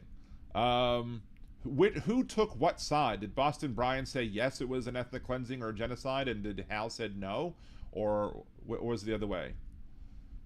Trump will walk out when confronted strongly. From the web, initially, cookie was American slang for young woman in the 1920s, often implying sweetness or attractiveness. The phrase tough cookie then evolved to describe someone originally woman who was strong, determined, and yet able to handle difficult situations without being easily defeated or upset.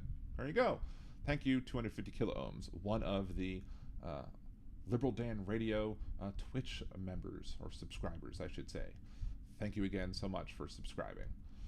Let's see, LOL Microsoft Paint, we knew it was. Let's see, at this point I'm just fascinated by the hair visor. We need a visor. I just scrolled way too far again. There we go. He's on drugs, probably. People don't believe you because you don't. Yeah, people don't believe you because you don't say what I tell you to say. 2 + 2 is 5. And that's the weird thing, though. You know, Animal Farm, 1984, told us that the government would tell us that 2 + 2 is 5, and we believe them. And then they started doing the Common Core math, which includes like estimations. And literally, there was a question that I looked at. I don't know if it was on my wife's GRE test exam or if it was one of my kids' one, but they were teaching them estimation, and the literal correct answer to 2 + 2 is 5. And I'm like, you have to be trolling me at this point. This has to be a troll. Let's see. I wonder if you can clamp a LED light on there. Robin, I wish we could talk about the perfume of lilacs in the air. Oh, absolutely. Like, I sit in here and I showed my wife. Like, I was like I showed her my like Google Keep. Like I'll plot out my show in Google Keep, and I'll be like, okay, this is what I want to talk about. This is what I want to talk about. This is what I want to talk about. So then when I come up here about an hour before the show, I can you know, find the clips and find the videos and find the articles if I don't already have it pasted into the Google Keep page, and that way I can more easily do show. But I'm like, look, I just got all this stuff today, and it was like a whole page worth of stuff that I could talk about simply from stuff that I heard today. Hey, David from Grand Prairie, good to see you. They thought he was a genius. I saw The Greatest Dating Show as a real show. I found it with a reaction video. Which one was that? He grew up with Star Trek groupies. Wait, with what? Excuse me. Shakira is on her way here now. Really? Thank you, Robin. You say I'm a babe. Thank you so much. Appreciate you. You're gonna make me blush.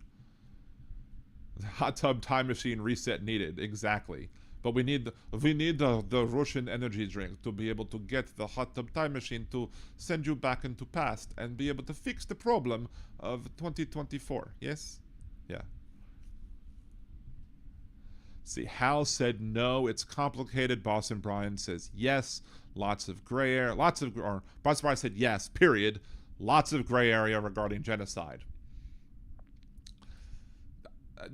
I'll have to go watch it because I don't want to necessarily say this is what Hal definitely said, but you know, there are arguments to be made against it being a quote genocide because, or people have made the argument that it's not how could it be a genocide when the population has grown before at least October 7th. But here's the thing with that, and we'll move on to the next video shortly. Oh, what am I doing? Hold on. Okay, at least my volume was off to y'all. I started playing the video in my head. Yeah, I'm sure. Yeah, I'll be able to watch on Boston Brown later. I know. It's Trucker John. Good to see you, Trucker John. But one of the things we shouldn't get too bogged down in what to label what the Netanyahu administration is doing in Gaza. We should all agree that what the Netanyahu administration is doing in Gaza is completely wrong. Like the massive amount of bombings, the untargeted bombings that hit civilians all willy-nilly. They don't care about the loss of innocent life. All they care about is retribution, and they don't care who they hurt in the process. So that's my issue with that. If you want to, some people are going to label it genocide or ethnic cleansing. Now, if what Trump wants to do, Trump clearly, his suggestion that we move all of the Palestinians out of Gaza so that they can raise it and then turn it into the Riviera of the Middle East, that would absolutely be ethnic cleansing. No two ways about it. I could see the argument for ethnic cleansing. I don't necessarily agree with genocide, but I'm not going to spend time arguing with people who call it a genocide because I think we're splitting hairs on that one when we should all basically still agree that the actions of Netanyahu, the actions of the Netanyahu administration, the actions of the Israeli government after 10/7 are deplorable, are morally unconscionable, and they shouldn't have done it. In fact, the fact that the Netanyahu administration allowed 10/7 to happen when they had intel that it was going to happen is also supremely problematic. So, let's see, what else? Let's continue going down. Chinese clothing is nuts. I wear size 4, but in Chinese sizes, I'm a 2X. And I'm the exact opposite when it comes to the size. Like, a lot of the times, when I got shirts on Temu, like, this I think is a 5X. If I were to order this on Temu, it would be like a 7X or something like that. Like I'd have to order a 7X, especially if it's not a stretchy shirt. If it's like a button-down shirt, I absolutely have to order a 7X on Temu in order to get that right. So it's a little, and then if it doesn't, if the size is wrong, well, the good thing about Temu, if the size is wrong, if they say, I bought a 7X expecting it to fit right because other things that are 7X fit right and it doesn't fit, they'll refund you, which is also good. Let's see, Stephanie, I have a lot of fun, and I'm just getting to this response. I have a lot of fun now. My hip is going to set off the metal detector. Guess someone could call you a hip woman. Ba-dum-bum. Trucker John, Hal says Gaza is more of an ethnic cleansing than a genocide. All right, that's fair.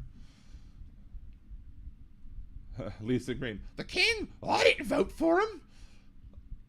Wait, I'm sorry. King? There you go. I have that clip ready for whenever we talk about Trump and him being king. Oh, wait, you can't even hear it because I have the volume off.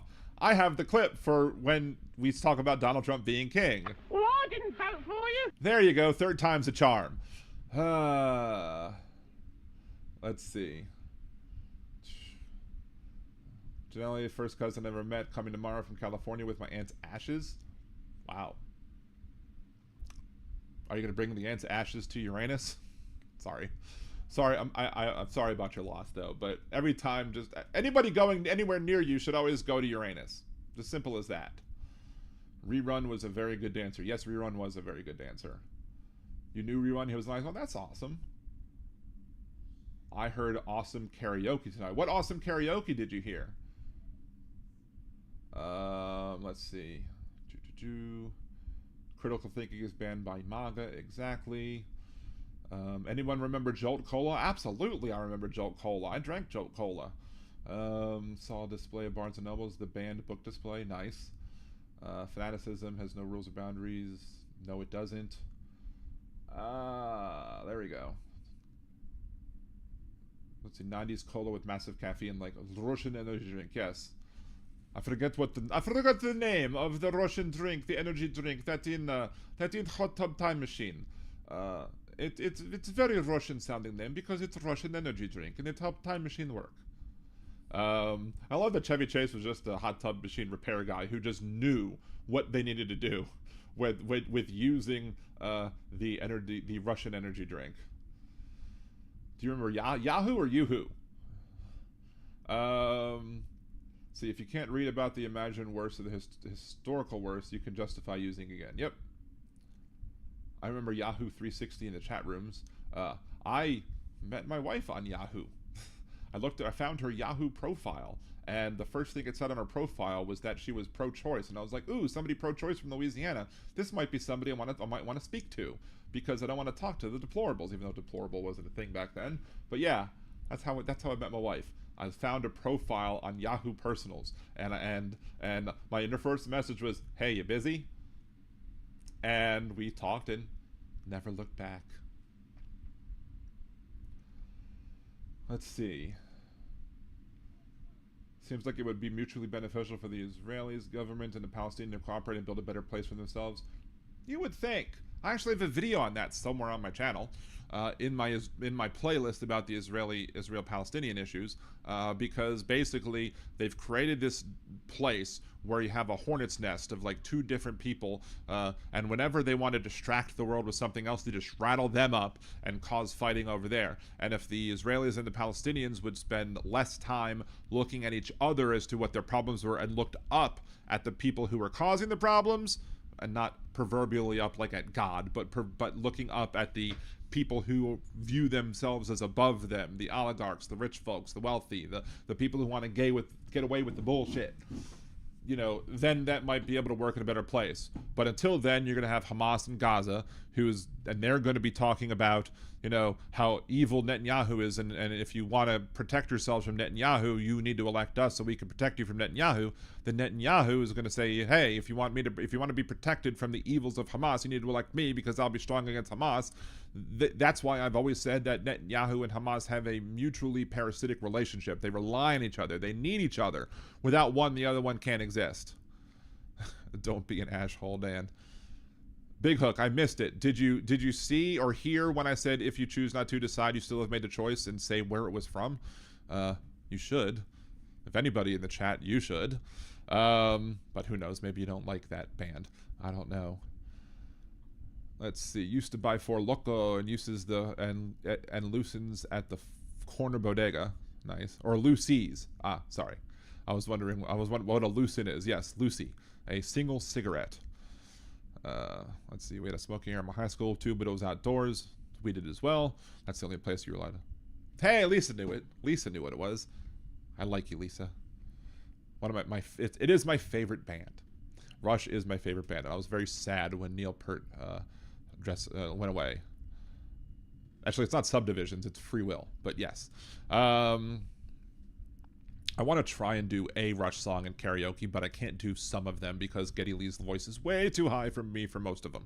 So, anyway, how long has it been since I, stopped that first video and wanted to start doing the second one? Let's start doing the second one. Since I'm all caught up in the chat, because I like to interact with the chat, I like to basically, yes, they were a very amazing, well, a three-piece band, except for the fact that Geddy Lee had like 6 pieces all by himself. Like, he had his bass, he had the keyboard, he had the foot pedals, he had whatever else that he had up there, and he used them probably sometimes simultaneously, like strumming the bass, hitting the keys with his feet, hitting the keyboard, going back to the bass, going back to the keyboard, especially in Subdivisions. That definitely used the keyboard, and that was all Geddy Lee. That wasn't Alex. Alex was just on guitars, and Neil Peart was just on, I can't say just on drums, because Neil Peart was a drumming god. He was the deity of drummers. A lot of people will say other people are better drummers than he was, but if he's not one, he's 1A. He's up in the top. And if he's not in your top 5, the only reason that Neil Peart would not be in your top 5 is because you haven't listened to enough Rush songs. And that's my opinion, and I'm standing firm on that. Yes, Lisa, percussionist extraordinaire. And obviously he had to quit because, he just did a number on his arms. Let's see. To Josh, oh my God, Dana's a Rush fan. That's why I immediately liked him. There you go. And I love that, I really was moved when they had an interview with Geddy Lee, and Geddy Lee was talking about like the Holocaust and his mother being a Holocaust survivor. And for some reason, when I was growing up, listening to them, I didn't really understand that I didn't know that he was Jewish. I just found out later on. I was like, oh, okay, I can see it. The drummers have an identifying strut. Well, they walk with the beat, or they walk to the beat, right? Literally. We're gonna get on a Rush off topic. Stephanie, I love it. I love Rush. Well, there you go. That's what we should have a listening to Rush hot tub party, and then bring then we could bring the Russian energy drink and pour it in the hot tub and go travel back in time and solve problem. Although, in my writing class, I've talked about my writing class before. In my writing class, I have had every week a 20-word short story that we had to write. And one of the prompts that we had, we all randomly drew these prompts out of a bag, and one of the prompts was the genre had to be historical fiction, but the setting had to be in the future. How do you do that? Well, I did that by basically having somebody entering in some information, like attempt 762 or something like that. And it goes attempt 762, and then a century worth of changed memories conflict with the ones that already existed in my head. And then it's like 2024 disaster not averted, attempt 763. And that was my short story. See, Lisa Rush, mad respect for Rush. I really love their proggy style. Yeah, I mean, they are great. And when they got into the Rock and Roll Hall of Fame, I was so happy for them. Prog bands besides Rush, what's your favorites? I mean, I don't know that many prog bands, so I would have to say yes. I'd have to say yes. And not, yes, I like all the prog bands, for those who might want to make the joke. Yes, as in, I like yes.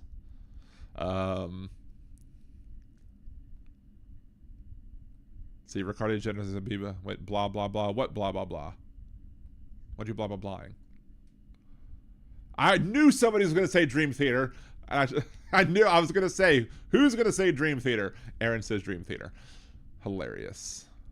Bring back the real MTV. I want my MTV.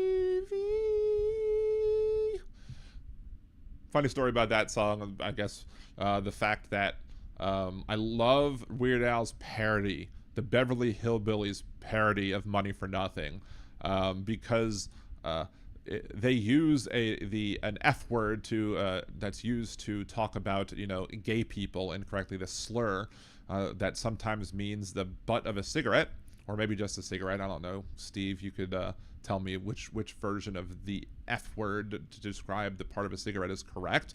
But Weird Al's parody of that is amazing, simply because of the fact that instead of saying that little has his own jet airplane, that little is a millionaire, he changed it to that little Clampett has his own jet airplane, that little Clampett is a millionaire.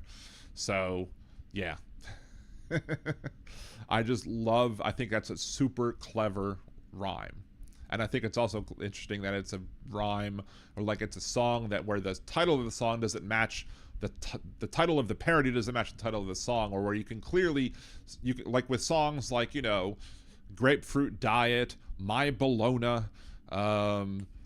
Eat It, Fat, all those different songs, you can clearly say that the onus, the muse for creating the parody had to have come just from the title. Whereas I don't know if the Money for Nothing parody with the song about the Beverly Hillbillies, I don't know if that was done. I would love to know which particular, like, what caused him to do that, and if it was that particular line, that little Clampett's got his own jet airplane, that little Clampett is a billionaire. Alex Lifeson's speech at the Rock and Roll Hall of Fame. He had a speech all prepared, but at the last minute you just read the whole speech using the words blah blah blah he just read. Fair enough. Yeah. Yes, Weird Al, Amish Paradise, Gangster Paradise, that's and true, it is funny as well. See, the man switched on his goggles and selected link up. He had no idea how many she had killed. I don't know. That's random. I don't know. Like a Surgeon, yes, Like a Surgeon, another one of those where clearly Like a Virgin, Like a Surgeon, that's where the onus comes in. Although, my favorite Weird Al song to do at karaoke is not a parody of his. It's One More Minute. I love One More Minute, and I'm so happy that I got to see it in concert at least once. Anyway, let's start recording the next one, shall we? Part 2 of my video on me being critical of the media and their abdicating their responsibility to inform the public. And the media has failed us over and over again. And sometimes it's even MSNBC. Now, the Soul Bloom podcast with Ryan Johnson had Stephanie Ruhle on.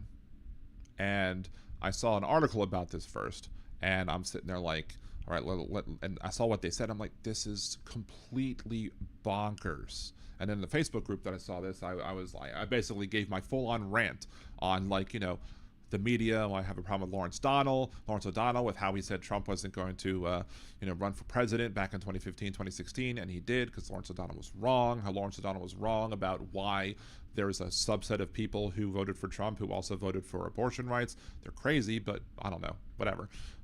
You had Alex Wagner, who didn't know what the manosphere was. Like, hello, where have you been the last 10, 20 years? The manosphere is a big, dangerous, scary thing that needs to be fought, but you don't know what it is. Where have you been?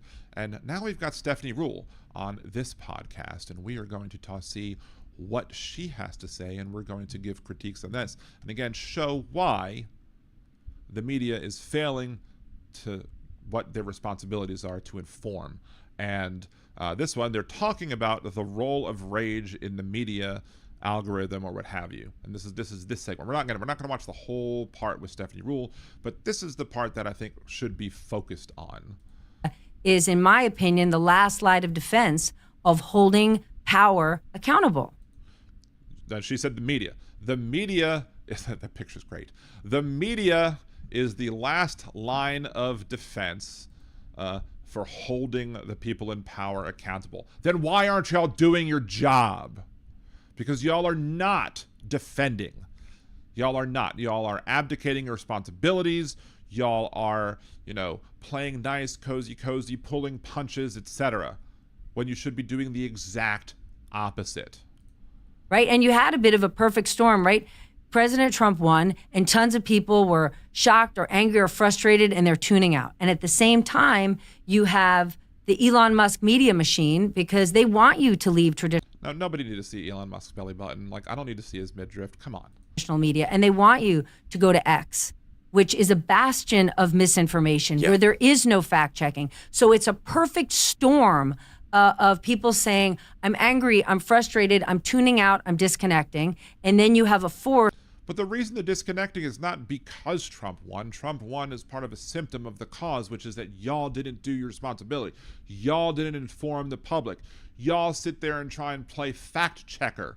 Y'all sit there and try and, play fact checker. And I say play fact checker instead of being fact checkers, because playing fact checker means you do things like, oh, Project 2025 is going to do this, these three things.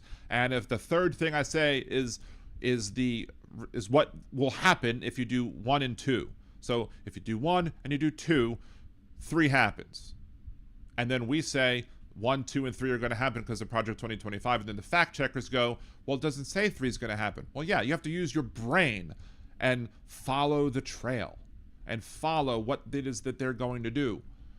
And understand that there are logical things logical conclusions that can be reached by looking at the documents, by looking at what they say and saying, well, if we do this, if we allow them to do this, this is going to happen. Like the NOAA. NOAA is going to go away if Project 2025 is enacted. And I'm like, well, they're like, no, it doesn't say that. No, it doesn't say that they want to get rid of the NOAA, but the end result of what they want to do to the NOAA will make it like it doesn't exist whatsoever. Let's continue. Pushing it. But even. And look, there are people on MSNBC who are still trusted, like Rachel Maddow, who I still would watch, and I will watch the other people as well. I just get more and more frustrated because I'll hear them say things, and I'm like, no, that's not right. And they'll keep failing and failing and failing. And I know they say keep failing until you succeed, and that's the best way to accomplish things. But no, you need to try and at least not fail. Even in the last 2 weeks, what we need to do is just cover what's happening in America, right? We have to cover Democrats trying to figure out what their lane is and how they're going to get back on their feet, and we have to simply cover what this White House is doing. And yes, please do it. Are you doing it? You've done a piss poor of a job so far because you did a piss poor of a job. I'm not saying you, Stephanie Ruhle, specifically. I'm saying MSNBC as a whole, CNN as a whole, the entire media as a whole failed to do the job. Because if they did their job correctly, if the media did their job correctly, which is simply telling facts and not whimpering and pulling punches or trying to be fair, fairness doesn't come into play if you're actually going to report. If you're going to report something like 20 things bad against Trump and 1 thing against Biden, they complain, oh, you report your lopsided coverage. But Trump's going to do 20 bad things compared to Biden's 1. So of course Trump's going to get more negative media coverage because Trump is a more negative person. Just like the whole argument of, oh, the courts are fair, they're unfair to me. The courts are treating me very unfairly because they're ruling against him. Well, they're ruling against you because you're breaking the frickin' law. And as Pam Bondi says, No one is above the law in this country. Well, they shouldn't be, but you are allowing them to be above the law. Let's continue. I think if we do that, right, there's that saying, trust is gained in raindrops and it's lost in buckets. And it's not yes, you're not in. Yeah. I mean, that's correct because you lost a lot of the trust from me and other people when you failed to report accurately, when you as the media as a whole fail to report accurately, when you do things that pander to the horrible people. I mean, you have the young TERFs who became turfy, who started spouting, anti-trans rhetoric and also agreed with the ruling on the Supreme Court about affirmative action. What the hell's that about? They're supposed to be progressives and they're doing that? No, F you. No. Let's continue. Incorrect that the media has lost trust. This is where I would push back. When I see this kind of insight and passion being directed at the current administration and the lack of this kind of insight and passion being directed at the previous administration, where, again, I'm not talking about you, I'm talking. He's doing the same thing I'm doing. That's hysterical. Again, this is the first time I'm watching this video in and of itself. I didn't know where, I had to go find it, but this is the first time I'm watching this video. I just read some clips, read some bits and pieces from it from an article, so I didn't know exactly what all they said. Let's see. Came out. Left-leaning news media organizations were kind of like, la, la, la, la, la, everything's fine. Look, the environment's, look, the economy's great, la, la, la, immigration's not that much of a problem. And really being Cleopatra, queen of denial. Thank you. Boom. Ba-dum-bum, as we were talking about drummers earlier. Robin, they never pan to sit at the head of the table, making the ego strokers focus on the middle of the table. Who is the head of the table? Roman Reigns? Sorry, wrestling fan. But thank you, Robin, for the super chat. Appreciate you. I would push back on immigration. I can specifically remember when Greg Abbott of Texas and Ron DeSantis of Florida sent those buses of migrants to different cities, different parts of the country, which ended up being politically genius for both of them. The media regularly talked about the fact that Biden was not doing enough in his first 2.5 years on immigration, even though in the last. What was he supposed to do when the Senate when the Senate would block him, when Republicans would try and block him every step of the way? Again, this is why the media sucks. Because you can't. Biden tried to do things. He tried to do things, and the Senate blocked him. And then when he lost the House blocked him. Come on. Last 1.5 years, you're seeing the numbers go down. He just wasn't doing enough. And you saw it in how people voted, right? You had places like the Bronx, you had places like New Jersey, people who said, I'm not happy with immigration in this country. And that's why Democrats are. But you're blaming the wrong people. Could Biden have done some things better? Sure, absolutely. But you blame Biden and you don't blame the Republican obstructionist. Because that's what always happens. That's what the media always frickin' does. The media will sit here and they will tell you, oh, here's where a Democrat screwed up minorly and therefore we're going to harp on them. Meanwhile, the conservatives do what the conservatives do, and the media's like, oh, that's just conservatives being conservatives. They're giving what Biden is doing or didn't do undue weight. Meanwhile, they're just giving the Republicans a pass for being frickin' obstructionists. Again, not everybody. There are some people who would focus in on the Republican obstructionism and how terrible it was. And we did hear about it a little bit, but the voters were hearing the dialogue. We're hearing like what, Trump says constantly. He throws so many lies out there about immigration, about the people coming across the border, about the amount of people coming across the border. You have the Republican Party as a whole who would criticize the Biden administration because of the amount of fentanyl that they stopped coming into this country. They stopped more fentanyl than Trump ever did. And the GOP were like, well, that just means they're coming across the border with fentanyl. No, he's stopping it. But the media didn't do a good enough job fighting back against the lies of the GOP, the lies of Donald Trump, the lies of these people who are being bigots and trying to fearmonger you into the big scary people who are coming across the border. Because Trump in 2015, 2016, whatever he first said, it was like, they're sending criminals, they're sending murderers and rapists across the border. They're not sending it. There may have been some in those groups. Clearly the one who murdered Laken Riley. Yes, he came across the border. I'm sure he came across the border maybe during the Biden administration. Maybe. I don't know. The one who he deported, Garcia, was here during Trump's first administration. He did nothing about that then. Anyway, let's continue. Scrambling to recalibrate now, but I do think that was covered. And I interviewed. You do think it was covered, but it wasn't covered right. It wasn't covered properly. It wasn't covered to inform the voters well enough that all this bullshit that Donald Trump is saying is bullshit. Again, the last clip, in clip number 1 that they were talking about with ABC, he just trusts the numbers coming from the administration about the number of encounters. Why? Why are the numbers low? Are they low because they're not crossing, or are they low because Donald Trump's administration is making a choice to not go after them? And maybe he might do some strategically to give the optics that he's doing something, but in reality, they're not. I don't believe those numbers. I don't believe the amount of encounters. Not one bit. And then they're taking people like somebody who was had a mental disability who asked a border patrol officer how to get back to where he was, who couldn't read properly, and the guy arrested him because he didn't have his papers. Because they target citizens. They don't care if you're a citizen or not. I'm surprised that guy didn't get deported. Fortunately, he didn't. Vice President Harris in September. And I remember asking her, I said, nobody's eating cats and dogs in Springfield, Ohio. Mm-hmm. However, there are lots of people who live there. Nobody's eating cats and dogs. However, that's brushing off the lie and allowing the bigots to run the story. Like, what Game of Thrones, everything before the word but is a lie.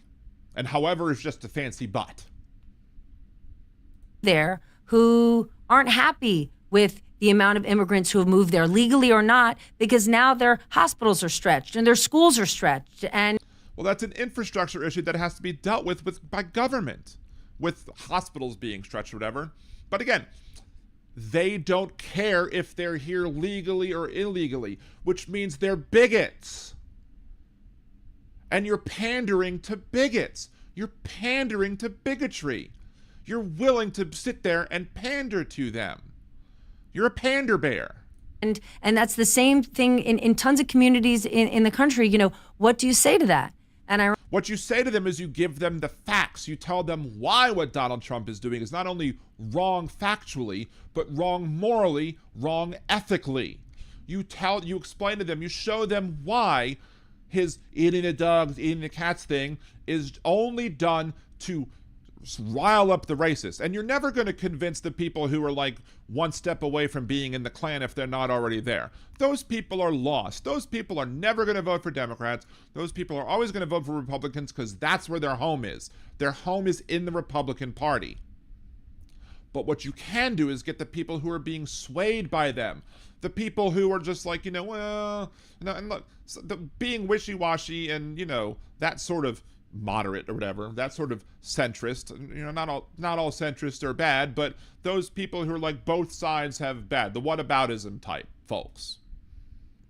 The ones who are like, yeah, the Democrats are doing that, but so are the Republicans, so there's no difference. But the bad of the Democrats is like significantly less than the bad of the Republicans. But they view it as the same. Her answer was, well, we had this immigration bill and Donald Trump blocked it. And she's right. So there's nothing to put, she's right, Donald Trump did block the bill, but that doesn't address how people in the country feel. And just.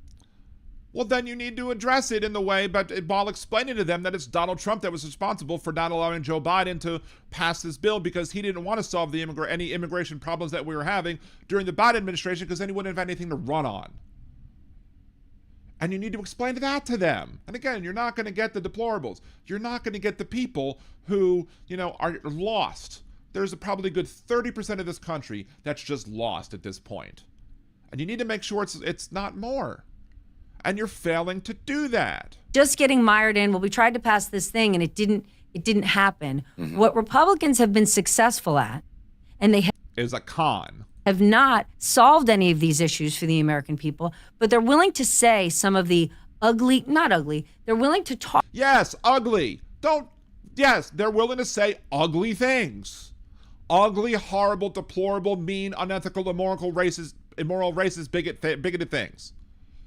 They're willing to say all those things in order to get elected because they don't give a shit as long as they get power. Talk about some of the unpleasant things that people feel. That when people say those things out loud, they're immediately called, xenophobic or racist. Yeah. And oh no, I called a bigot a bigot. I'm such a terrible person. Boo-hoo. Boo-hoo. I called a racist a racist. I called somebody who was a xenophobe. How dare me? How dare me be honest? How dare me challenge people? Can the Democrats do a better job of expressing their opinions so to not force people who are not those ways, to not force them into that way? Sure. But again, you're not going to win the bigots. You're not going to win the xenophobes. You're going to win the other people who might be frustrated with, things like, oh, the hospitals are overrun and we don't have enough services to handle the community. And they're mad about that. And then they listen to the conservatives and they say, oh, well, the problem is the people eating the dogs and the cats. And then you're like, okay, well, let's vote for the Republicans then, even though they're voting against their best interests. And we have to make space for how people feel. No. We do not have to make space for bigots. And this was the thing that made me go through this video.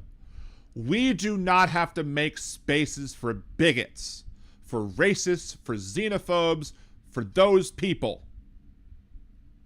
There's no room. We should not have any tolerance of those people. To tolerate those people is to give them tacit approval to act that way. By giving them a space, you're giving them power that they don't deserve to have. You're allowing the Republicans to get away with their bullshit, with their racism, with their xenophobia, with their bigotry, etc. They don't deserve a space. Maybe they deserve to be thrown into space, but they don't deserve a space. And you sit here, this is why the media is failing us. Because they're sitting here saying, oh, we have to make a space for the people who feel this way. No. Fuck you.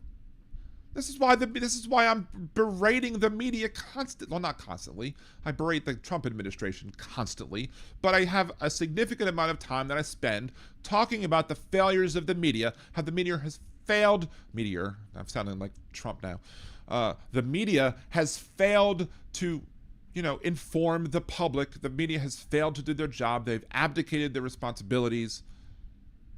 And they just because we have to give them space. We have to let them feel the way that they feel, because if we don't, we're bad people. No, they're the bad people. Don't be a coward.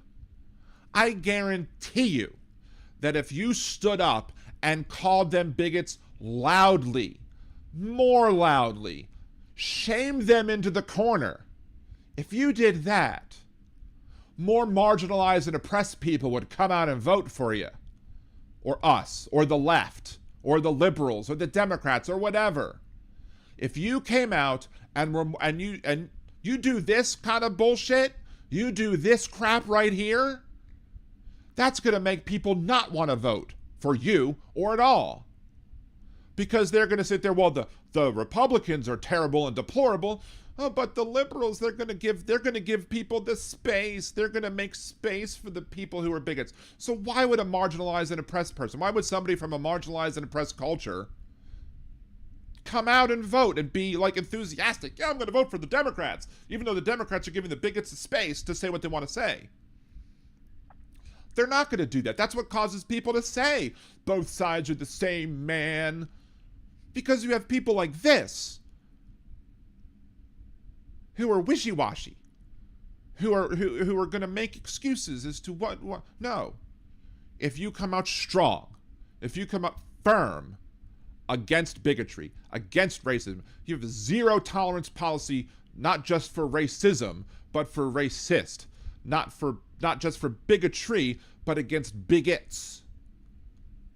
If you come out strongly and firmly and show the people from marginalized and oppressed cultures that you're going to stand up for them, you're going to fight for them, and fight against the people that are being deplorable, you will get more people out voting and you'll win more elections by standing firm on the principles you believe in. And the principles that we believe in shouldn't include giving the people who are bigots some space to say what it is they want to say. No. Do you know what I'm saying? 100%. Right? Yeah. 100%. I know what you're saying. I know what she's saying too. And what she's saying is why we lose. It's a bunch of malarkey. My mom and dad live in New Jersey. Most people, a large majority of people who have a problem with the current immigration crisis and have for the last 5 or 10 years are not racist, but often. And again, can we do a better job with our messaging? I've always said that the Democratic Party needs better wordsmiths.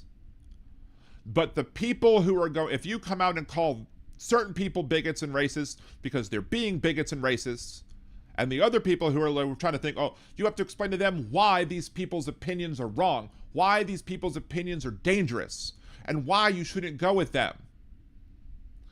And all the other reasons that have nothing to do with immigration as well. Immigration can't be the only issue.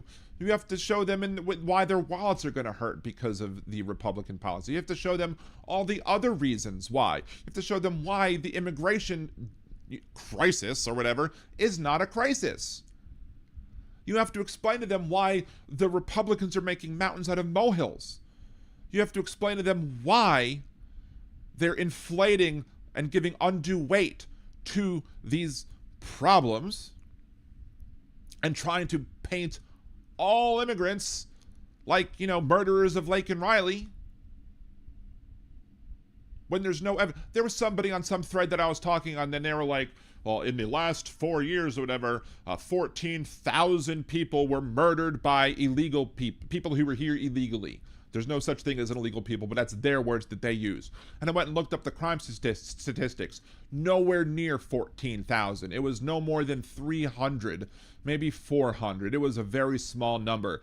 The amount of people who committed murders amongst all of the people who were here in violation of our border policies, or who they would call illegal, including people who are here legally because they're asking for asylum, the amount of people that are doing that, the percentage of people, the per capita count of people who commit murders versus the people who are here in that class of people who are not citizens, who are undocumented or whatever, is much less. That number is much smaller than the amount of U.S. citizens per capita who commit the same crime, who commit murder.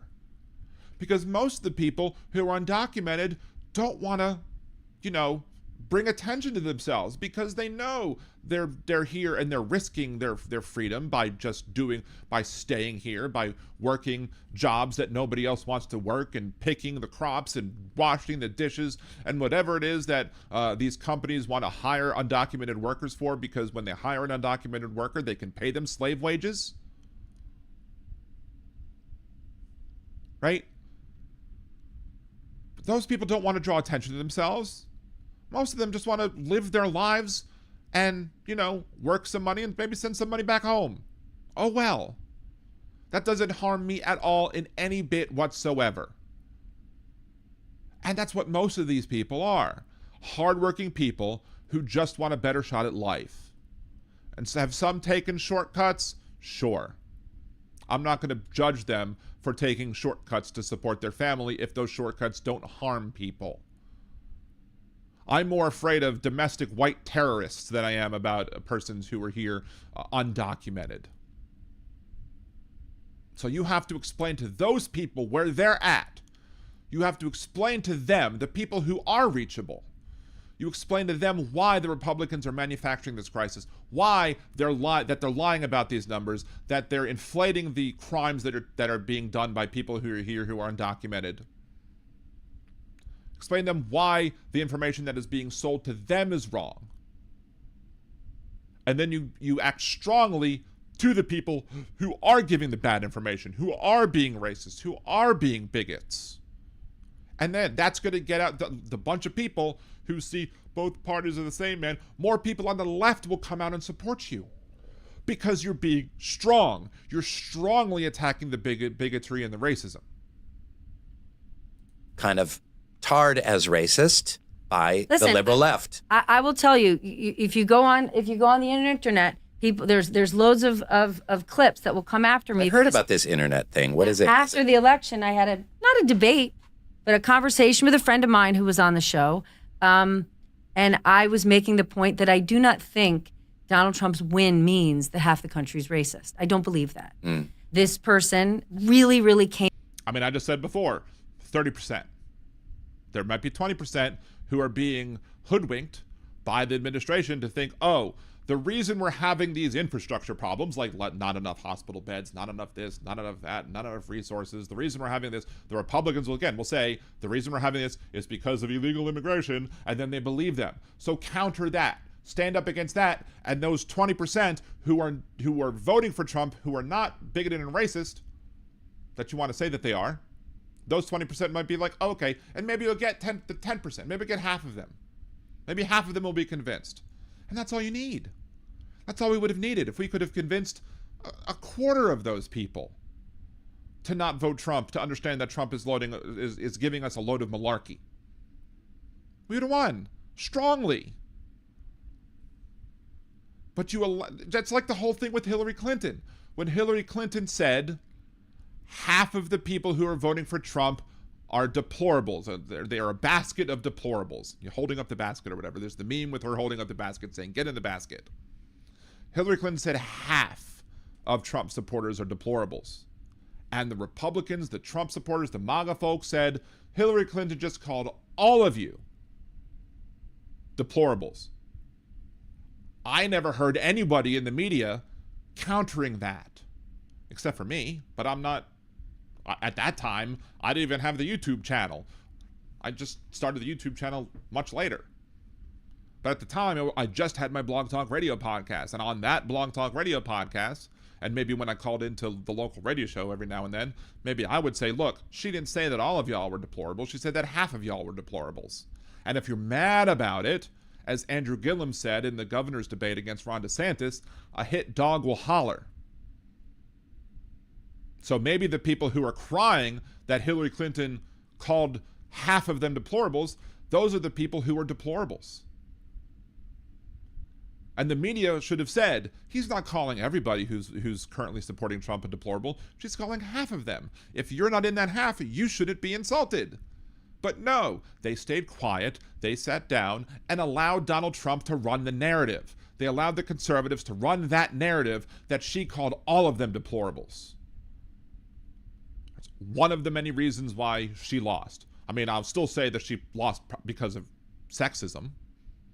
That was also another reason. She also lost because of, the 12% of the voters in Michigan, or 12% of the Democratic primary voters in Michigan, Wisconsin, and Pennsylvania who flipped from Bernie Sanders to Donald Trump. It's another reason why Hillary Clinton lost. If they would have just went to Jill Stein, Hillary Clinton would have won. But again, that's getting off topic. Point is, Hillary Clinton only called them, half of them, deplorables.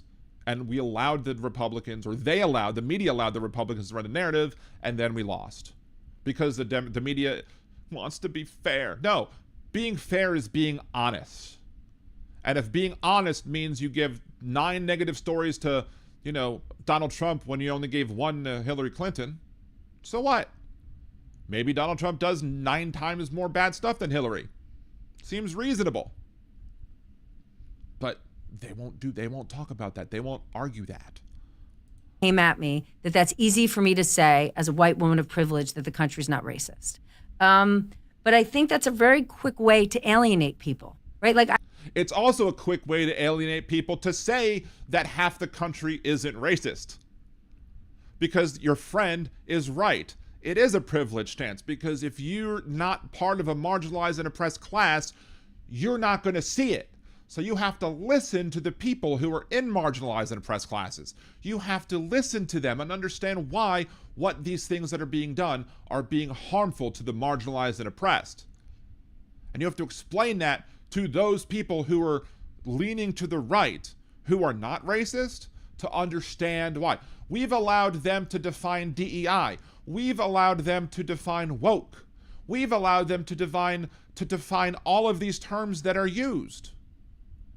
I have a series that's called Coming to Terms with Activism. I should do one on DEI. I should do one on woke, because the Republicans have it wrong and they lie about it. I mean, Donald Trump did correctly say that he's against diversity, equity, and inclusion. He said that clearly and loud as day. That's the one thing I agreed with him, that he does disagree with those 3 things. He hates those 3 things. At least he was honest about those 3 things. Yeah, Krista, it's called empathy, which the Republicans are in short supply. But Stephanie Rule would say, you can't say that, because if you say that the Republican Party is lacking in empathy, then you're just being mean and you're driving away. No, again, if you are somebody who's not lacking of empathy, who is a Republican, and you hear somebody saying Republicans lack empathy, that's not about you. It's like the whole thing where people are like, men are this, men are that, men are trash, men do this, men do that. Do I get offended and upset when they say that? No. That's one of the things I do address in my Coming to Terms with Activism playlist. Because Like the first time I heard the term toxic masculinity, I was just like, what? Toxic masculinity? Or no, I'm sorry, it wasn't toxic masculinity. It was male fragility. Male fragility was the one. The first time I heard the term male fragility, I was like, what? Male fragility? What about being a male makes me fragile? There's nothing about being a male that makes... Maybe I am. It took me that quick to realize maybe I am. Maybe I do have some fragility in me. And maybe that's something that I need to work on personally. But if you are not a fragile male, then when they talk about male fragility, they're not talking about you. If you hear the terms toxic masculinity doesn't mean that all masculinity is toxic. Toxic masculinity means that there's these societal pressures that are put on men for us to behave in a toxic way. And guess what? We do have that. And I try to live my best life. I try to live my life in a way that does not promote toxicity as it upholds the patriarchal standards that we have in this society. And when somebody talks about toxic masculinity, I don't get offended because I know they're not talking about me. And if for some reason they were talking about me, I'll take the criticism and I'll try and better myself.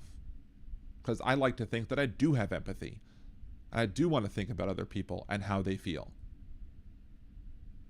But, yeah, Stephanie Rule is coming from a place of privilege when she makes that argument.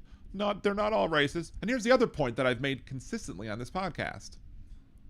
That what is the moral difference between somebody who votes for Donald Trump because they like his bigotry, xenophobia, racism, etc., and somebody who is willing to vote for Donald Trump? They might say that they don't agree with those policies, but they're still voting for him. They're still letting him get elected. They're still helping him get elected. What's the moral difference? This is why in the first video on this series of two videos, this is why in that first video, I said I'm using the words, collaborator more liberally, more broadly than the dictionary might do it, because I'm including the people who are bystanders. I'm including the people who might not actively help, but are still helping because they're not standing up against it. And the media is being complicit and are being these collaborators because they're wanting to be fair. Again, fairness doesn't mean you give people equal criticism. Fairness means you give people criticisms when they're due, regardless of who they are, which is why when Democrats do things that are wrong, I will criticize a Democrat on this podcast. But comparatively, the wrongs done by Democrats and the wrongs done by Republicans, the Republican wrongs offset the Democratic wrongs by like a factor of 10 to 1. At least. That's being conservative. It's probably much higher. Let's continue. Krista, were you here earlier for that? You said if you choose not to decide, you still have made a choice. Were you here earlier? Because if you were not, you're still great, because I said that earlier too. I grew up in New Jersey, and I can tell you that when lots of people in New Jersey now drive over the bridge and it costs, I can't remember because I have Easy Pass, I think $16. And when they hear stories that migrants who live here get a cell phone, or they get to live they get to stay in a hotel, that infuriates people, because we are living in this moment where, not a moment, in general, everybody wants to feel like life is fair. And right now, lots of different groups of people feel like it's good for this group. Life isn't fair. Life is not one bit fair. Not one bit. Not at all. And if somebody's complaining that life isn't fair, as Dennis Leary would say, get a fucking helmet. It's good for that group, but it's unfair to me. And I think with the immigration crisis, yeah, it's unfair to that group that is currently, if you're in that group, i.e. like, Latinx folks, Latinas, Latinos, Latinx, if you're in that group, you're risking getting deported just because of who you are, regardless of if you're a citizen or not. And you have people who are complaining that they can't use a hotel room because somebody who's undocumented is using a hotel room. So the occupancy of hotels are, limited, so you might not be able to go on vacation or might not be able to pick the hotel you might want to go. Oh no, life is so unfair. Boo-hoo. Meanwhile, citizens are getting deported. Citizens are getting deported. We've deported a citizen, at least one, probably more. Because I don't trust this administration. If one happened, it happened more than once. And it will happen again, over and over and over again. That's unfair. That's the fairness, that's the unfairness that we should be tackling. Not your inability to get a hotel room because of higher occupancy or because of the fact that we've put some undocumented folks in hotels. I'm sure they don't want to live in hotels. I'm sure they'd like to live in a better place than a hotel. Someplace with a working kitchen, maybe? You know. But hey, I can't go to the hotel that I want. Life is so unfair. Grow up. Get a spine. Deal with it. We as a country or political leaders didn't give enough space to people who say, they're not necessarily anti-immigrant, but they're saying, I'm American. I was born here. I went to school here. I work here. I was born here. Being born here doesn't make you American. Because there are plenty of people who were not born here who are Americans because they were naturalized citizens. So if you're going to say I was born here, no. That's not a valid argument. And there are other people who are here who are not citizens, but who are legal residents, who want to build a life in this country. You're discounting them too. Because you are giving these people space. Space is the final frontier. And they don't deserve it. If they're going to be bigoted, if they're going to tacitly support a bigoted president. Taxes. I cannot make ends meet.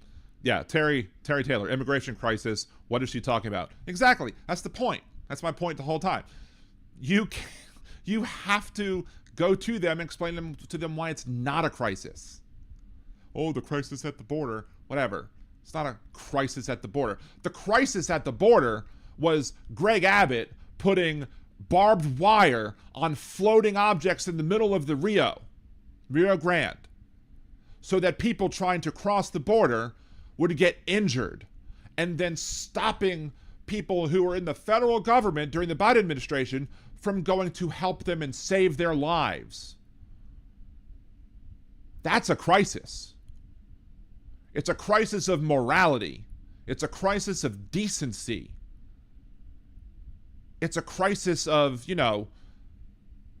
losing who we should be as a nation. I'm not going to say who we are, because as a nation, we've been terrible.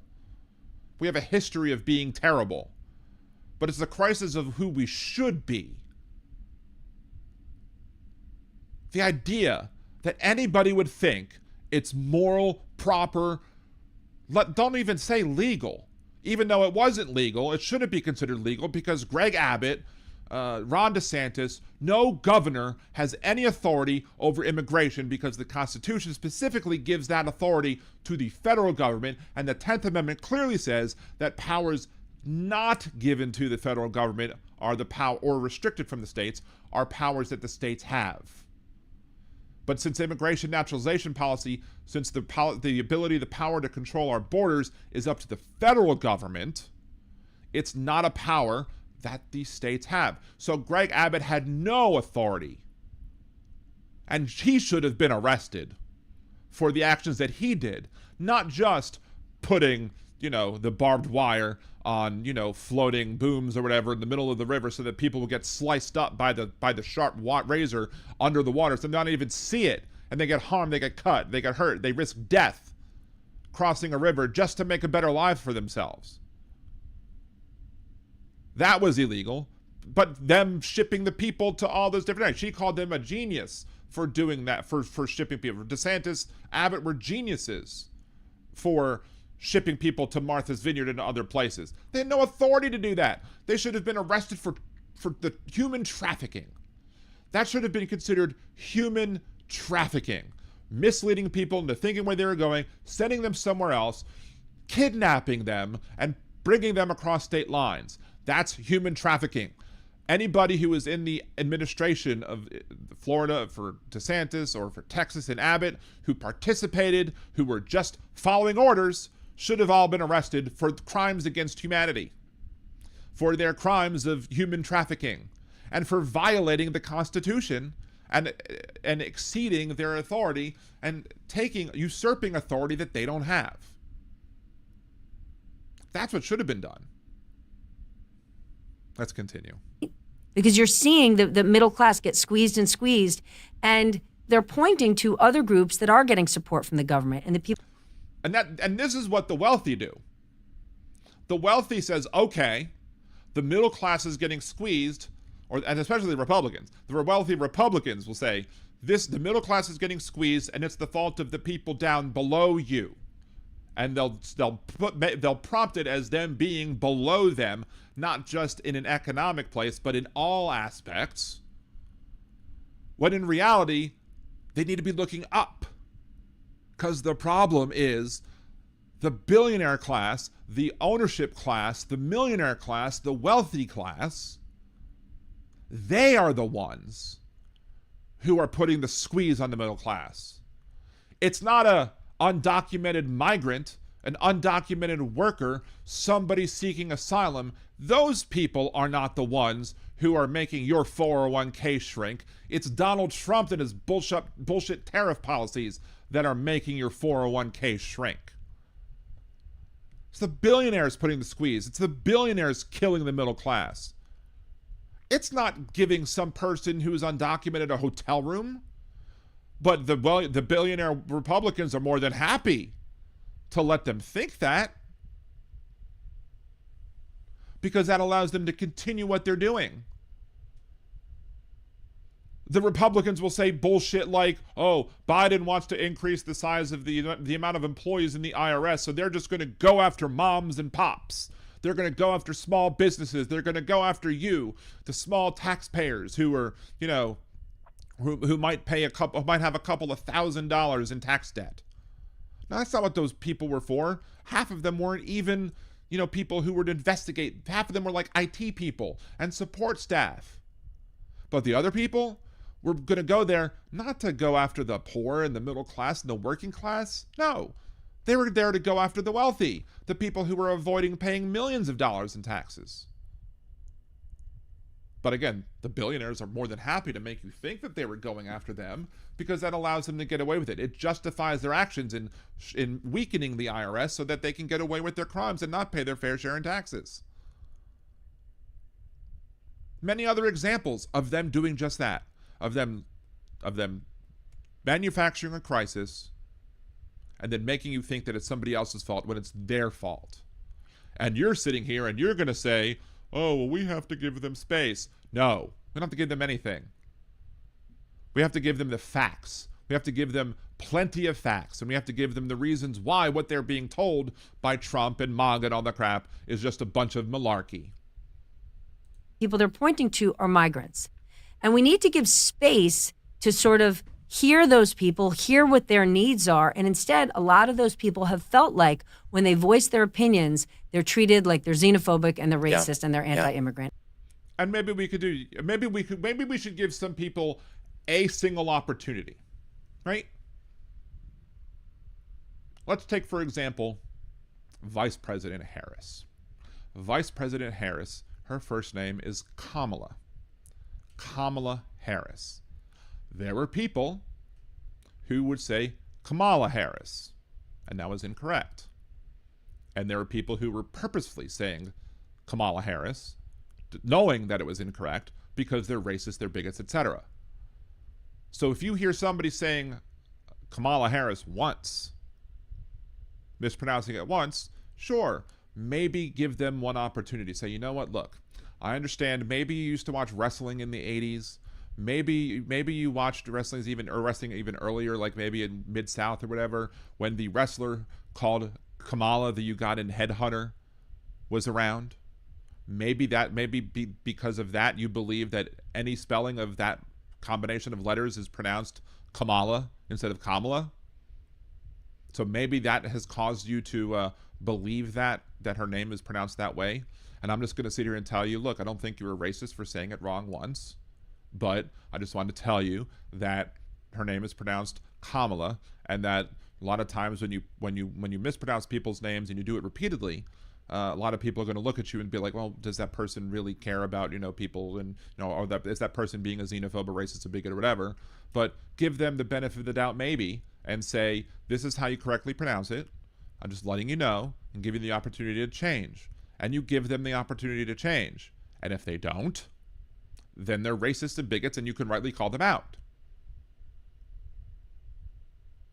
So sure, maybe give people an opportunity to prove themselves to not be bigots. But when they continuously act in a bigoted way, when they continuously back bigots, when it's been shown that they are bigots, then what's the moral difference between, again, actively supporting bigotry and voting for a bigot because you allowed him to con you?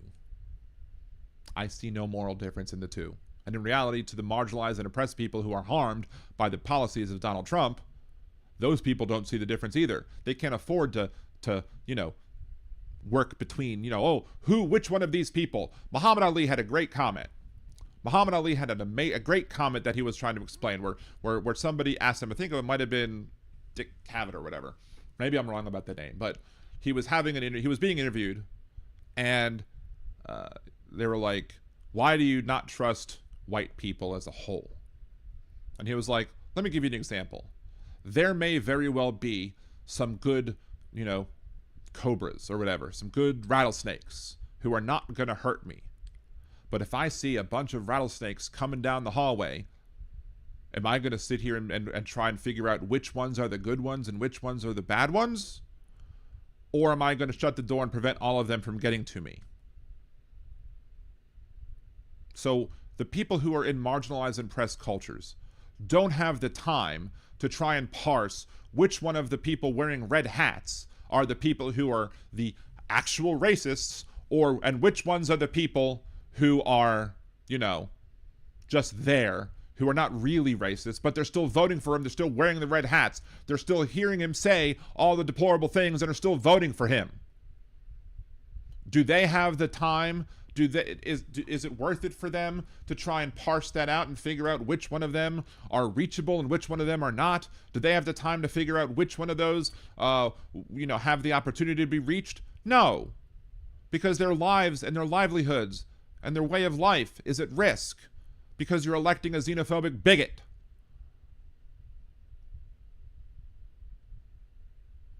So no, they don't have that. They don't have that privilege to do that. You, Stephanie Rule, may very well have the privilege to determine, try and figure out, these ones are the good ones. These ones are the not good ones. Let's make space to try and figure that whole thing out. You might have that privilege to be able to do that. You may have the ability to do that. A lot of people don't. It's like me. I'm mostly privileged. I'm Jewish. I'm Jewish and I'm fat.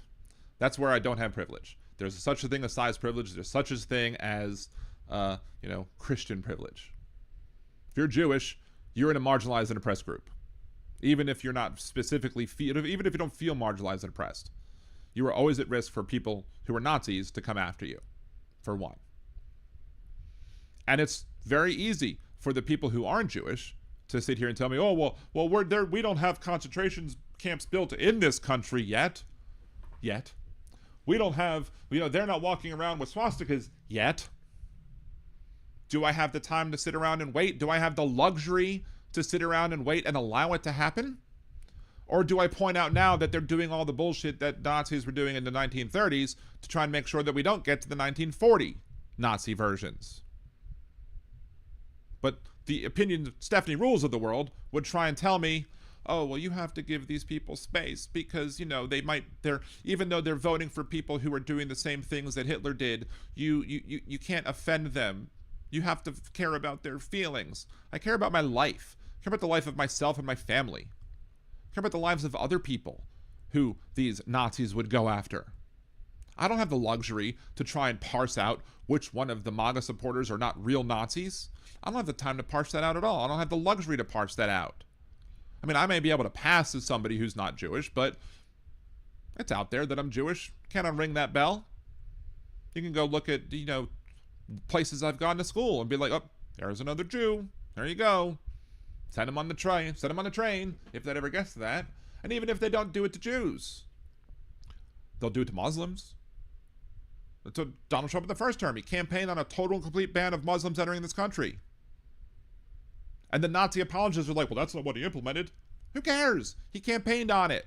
He campaigned on bigotry and xenophobia.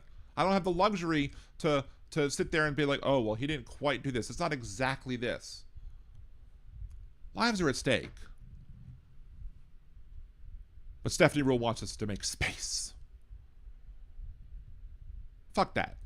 And I don't think they are. A lot of people have come on this show and talked about the toxic relationship to social media, the dangers it screens, the mental health connection to screens and to news and to doom scrolling, because we all know that what gets clicks, what gets people turning back in after the commercial, next up after the commercial, Okay. Are your carpets killing you? I know that's more of a local news thing, right? And I get it. But so many people have come on the show, I can't even tell you, half our guests, and said, I don't watch the news anymore, and my life is so much better. I turn it off. I took Apple News off my phone. Ignorance is bliss. And there are some people who are very happy. I don't even subscribe. I don't go on social media, and I don't read news articles, and I'm raising bees and growing poppies and, washing my dishes and meditating, and my life is so much better and richer for it. So I know you've got a strong answer to Well, that. I think you said the most important thing. Richer. That's a very rich thing to say, because She finally understands privilege for once in this whole entire interview that we've watched. people of privilege can afford to tune out. Do you know what I'm saying? And I think that, just this weekend, I was at NBA All-Star, and I participated. People who are richer than. And just this weekend, I was at the NBA All-Star game. What? Come on. Give me a break.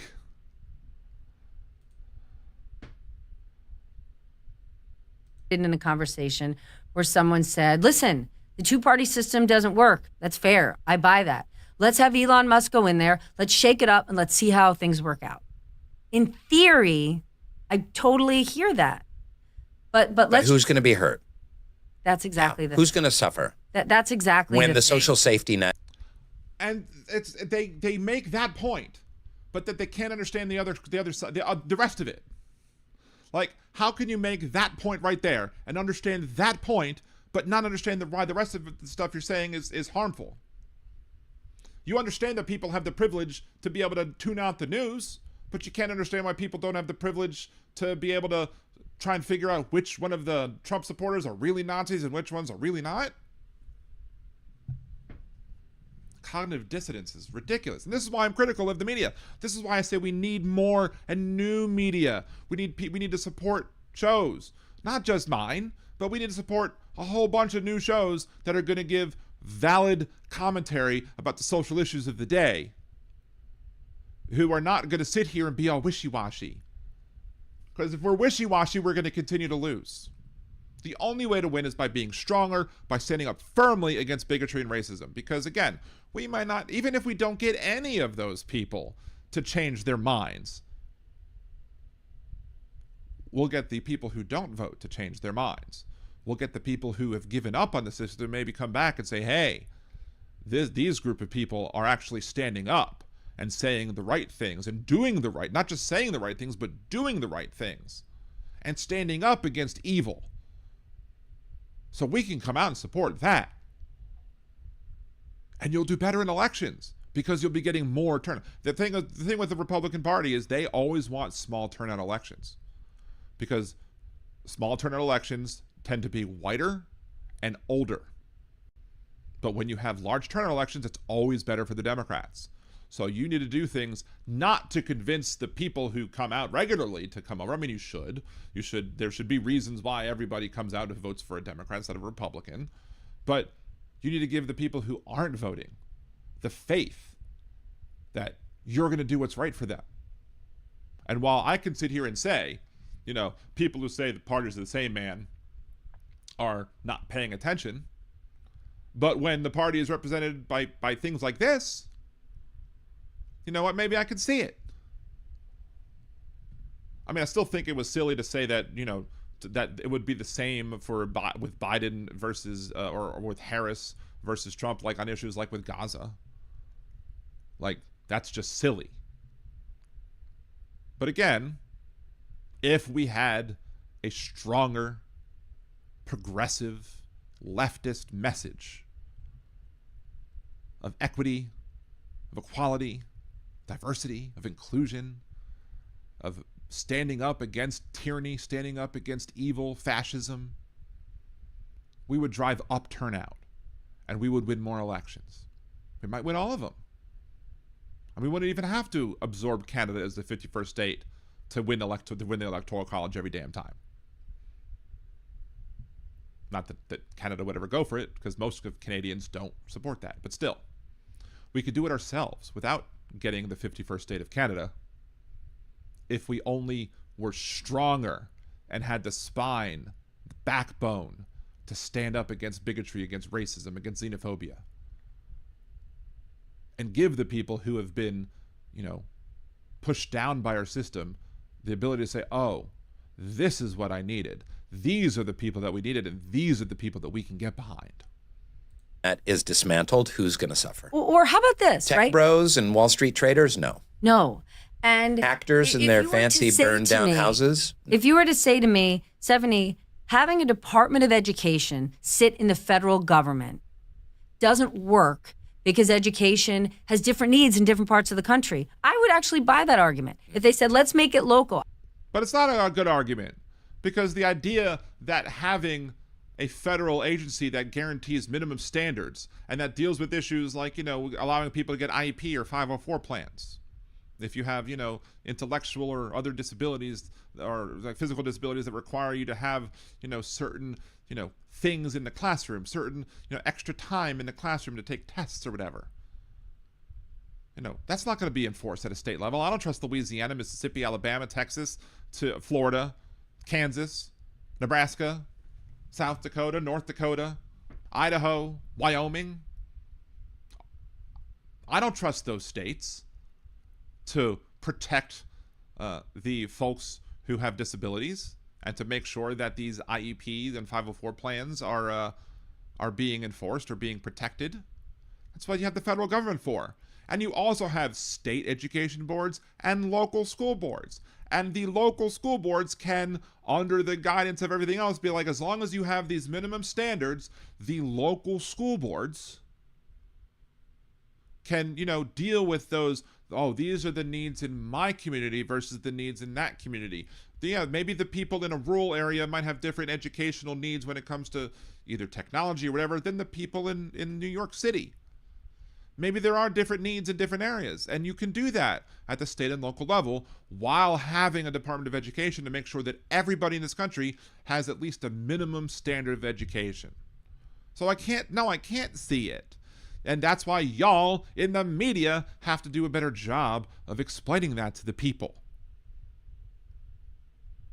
I would buy that, but they're not saying that. They're not saying, here's what the Department of Education does on a federal level. Yeah. We're going to take it out of Washington, and we're going to take this money to the states, and we're going to take it to the states. Mm-hmm. If they said that to me, I'd say, I hear you. I'm like, great. Let's see how that. Mm-hmm. But instead, you'd say, great, let's see how that goes. Yeah, great. Well, how are you going to unring that bell when it shows to be an absolute failure?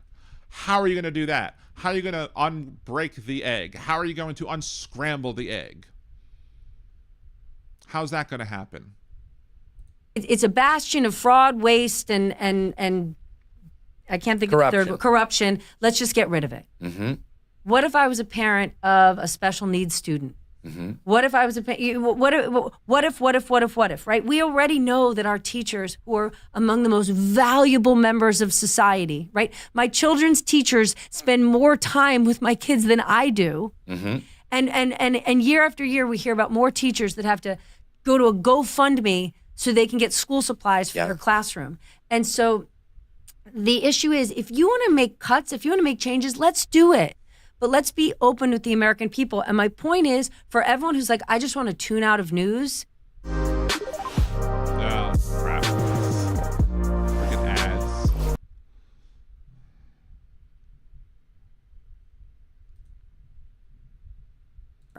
Because people just voted to blow up the system. And I know the system's imperfect and you're not happy with it. But do you want it totally blown up? Because that, and I'm not saying it's where we're headed, but it could be. And I'm not. It is where we're headed. They want to get rid of the Department of Education. That's where it's headed. And she's sitting there like, oh, if you want to say, let's do these things and let's remove the whatever, let's do it. No, let's not do it. Let's explain to them why they're wrong. Let's explain to them why at the federal level, because the states, especially conservative states, especially southern conservative states, have shown a complete failure over the course of their history to actually care about people who are in the minority, be they minority racially, be they minority when it comes to different abilities or whatever. They've shown that they can't be trusted. And you have to fight back about this.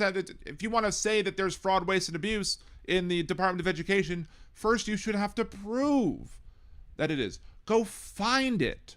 Go find it and then bring it to the American people and explain it to them. Oh, we found this example of fraud, waste, and abuse. Or abuse. We found this example. Here's why it's fraud, waste, and abuse, and here's why Congress should take action to fix it. But don't throw the baby out with the bathwater. But they don't understand this. Like, they're getting bits and pieces of things right here, but then that all falls apart because she says things like, oh, if you want to cut the Department of Education and send all the money to the states, fine, let's do it. She's saying, fine, let's do it. No, it's dumb. Let's not do it. Let them prove to us, beyond a shadow of a doubt, that there's something going on there that's fraud or waste or abuse, and then fix that. Don't cut everything. Because the solution can't be worse than the problem. The cure can't be worse than the disease. Remember that, Republicans? Remember when Donald Trump said that during the pandemic?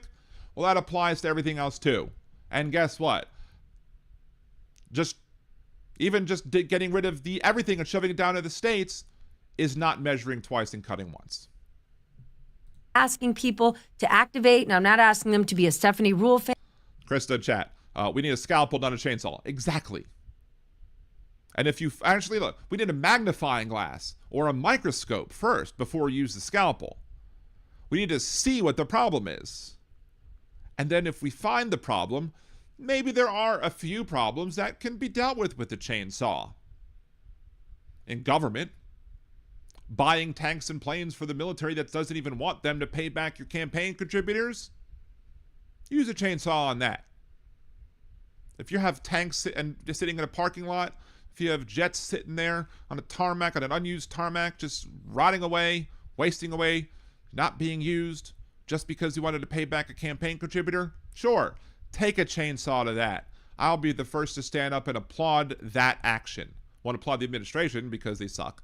And they won't never do that either because I'm sure they want to keep their campaign contributors. They want to keep the military-industrial complex being paid off. So yeah, in those circumstances, sure, we can use a chainsaw, but that's an exception, and the exception proves the rule. Not use the pun because of Stephanie Rule, whatever. I've been disproving the rule, Stephanie Rule at least, this entire time. But I'm just saying, I'm begging you right now. I don't care where you're getting it from. Know the source of your news. Yeah. Be informed and be engaged because. And that first starts with having a news media that's going to inform, that doesn't abdicate their responsibility to inform.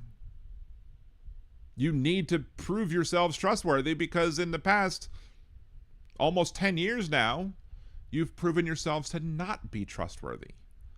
Because you do things like, you say things like, oh, these people need space. No, they don't need space. They need an education. And we need sunlight. We need spotlight. We need to put a spotlight on the bigotry because sunlight is the best disinfectant, at least on external surfaces. If you put sunlight in the body, that means you've cut the body open and you're probably dead. Donald Trump. Because right now, we are living in such a moment of misinformation. Just the other day, this guy I hadn't talked to in a long time, he sent me a text. He knew that my wife and I do work in Haiti in education. And they're like, can you believe this? I'm just so glad for the work you guys are doing. And it was like a little clip meme, and it had Chelsea Clinton, and it said, the Clintons got $85 million from USAID for their work in Haiti. They spent it all on themselves, and $3 million of it was used for Chelsea Clinton's wedding. And I immediately Googled it and looked at 10 news articles saying there's 100% wrong, zero proof of this. Here's how this little graphic meme, which looked very official. They're really good at making a little graphic where it looks like, there's a chart and there's a money and there's a spreadsheet and there's a shocked face. Of course. And I wrote the guy back. I'm like, dude, it would have taken you 10 seconds to just fact check this. And this is absolutely not true. Now, Yes, Rain Johnson, I agree with you on that particular point. You just tell the people, just Google it, look it up on the internet. A few seconds, you'd find that this was wrong. But the argument that Stephanie Rule's making is that you have to give those people space. No, you have to give them information. And when they come at you with false information, you have to tell them that their information is false. And explain to them why. And of course, that's why Donald Trump is flooding the zone. Because they're putting out so much false information out there, it's very difficult to fight all of it. Which is why we need all hands on deck, which is why we need more liberal, progressive, leftist type media sources to be able to handle the amazing amount of misinformation that's out there. And then you need to have people in the media and in the upper echelons of the media, like the Stephanie Rules of the world, to say, no, you're wrong, here's why, and not tiptoe around it. Not sit there and say, we have to give them space. No, tell them that they're wrong. And explain to them why they're wrong. And maybe you say, look, I don't judge you for being wrong in this particular case. You were misled by an administration that is misleading people about many, many things. But here's how to see why they're incorrect. Here's where to look. And here's the information that you need. And if they feel insulted that you were, trying to correct them, again, as Andrew Gillum said, hit dogs holler. But people who are willing to actually understand that they made a mistake, that they shared something incorrectly, and are willing to change their minds, those people will be open to you correcting them. But if you take a strong stance and say this is wrong, here's proof as to why it's wrong, even though it should be the onus on the person who made the meme or whatever to say why it's right. Here's why it's wrong, and if that person fights back at that, then that person is proving themselves to be more and more unreachable and not somebody that we should concern ourselves with. We should concern ourselves, again, more with the people who are not out there voting, with the people who have been disenfranchised by the system, the people who are marginalized and oppressed and don't think the system is for them, and make sure that they know that we will make sure that the system is for them, that the system does treat people with equity, that does include people, that brings a diverse amount of opinions, because a diverse amount of opinions is the best way to get a good collection of ideas and figure out which one the best one is and go forward with that one. So yeah, I agree with Wayne Wilson there on that. I agree with him. But again, the Stephanie Rules of the world, at least to me, my opinion is that they would say, give them space. Did the Clintons probably waste some money in Haiti and waste money through USAID? Probably. Who knows what's really going on there? I've heard some rumors, but it's not this. Who knows what's going on there? And why do we believe Elon Musk? That's the other thing. Ask them, why do you believe Elon Musk is telling the truth about this? Especially when he was wrong about condoms being sent to Gaza, the wrong Gaza. Especially when they were wrong about transgender mice, transgenic mice. Give them all the examples of why they were wrong, and then tell them the story of the boy who cried wolf. And if they don't understand that the moral of the story is if somebody lies so many times that, people stop believing them, that they need to understand that that's the moral of the story. Because too many conservatives think that the moral of the story of the boy who cried wolf is if somebody lies, you should still believe them the next time, because what if the next time they're telling the truth? And if somebody believes that, they're probably unreachable. massive scale of corruption that funded Chelsea Clinton's wedding. But this is happening not daily, hourly. But this is why this idea of like, I'm so much happier being disconnected and disengaged. I'm begging people, don't choose me.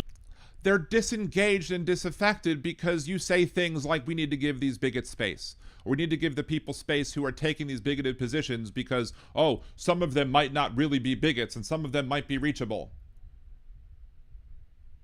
I'm not saying tune in to me at 11 o'clock at night. I'm saying in a Tune in Liberal Dan Radio, talk from the left, that's right, Mondays and Wednesdays at 8 p.m. Central here on liberaldanradio.com and twitch.tv/liberaldanradio. I'll say that. I'll say you should tune in to me over to her.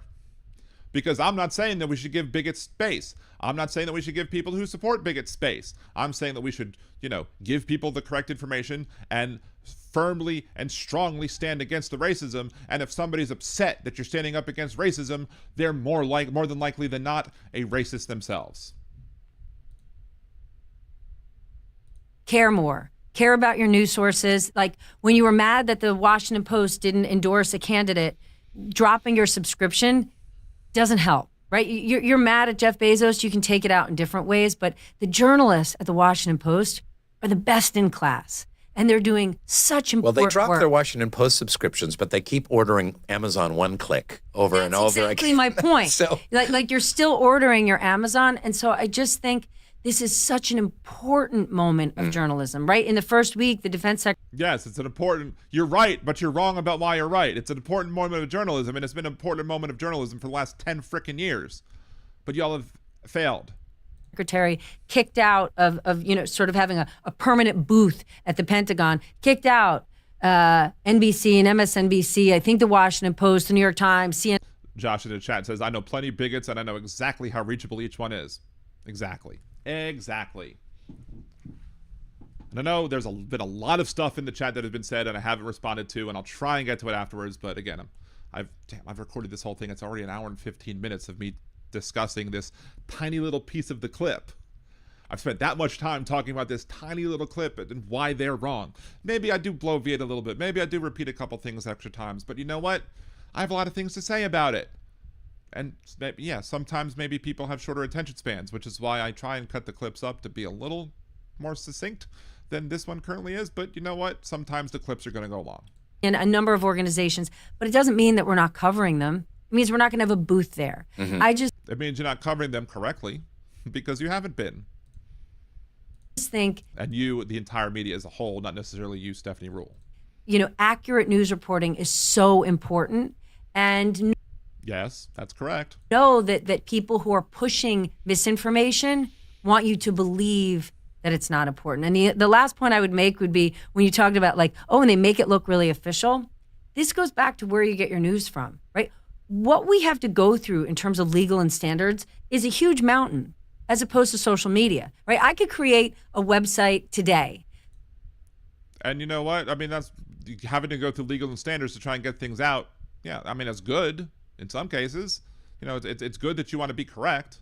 But again, that's sometimes an excuse for them being overly pedantic with fact checking. I.e., again, if I say something about Project 2025 and I say it's going to do A and it's going to do B, and as a result of such it's going to do C, the fact checkers are going to be like, no, it doesn't say that C is going to happen, so you can't say that C is going to happen because of Project 2025. I'm like, no, I can say that C is going to happen because it's the logical conclusion of what happens after you do A and B.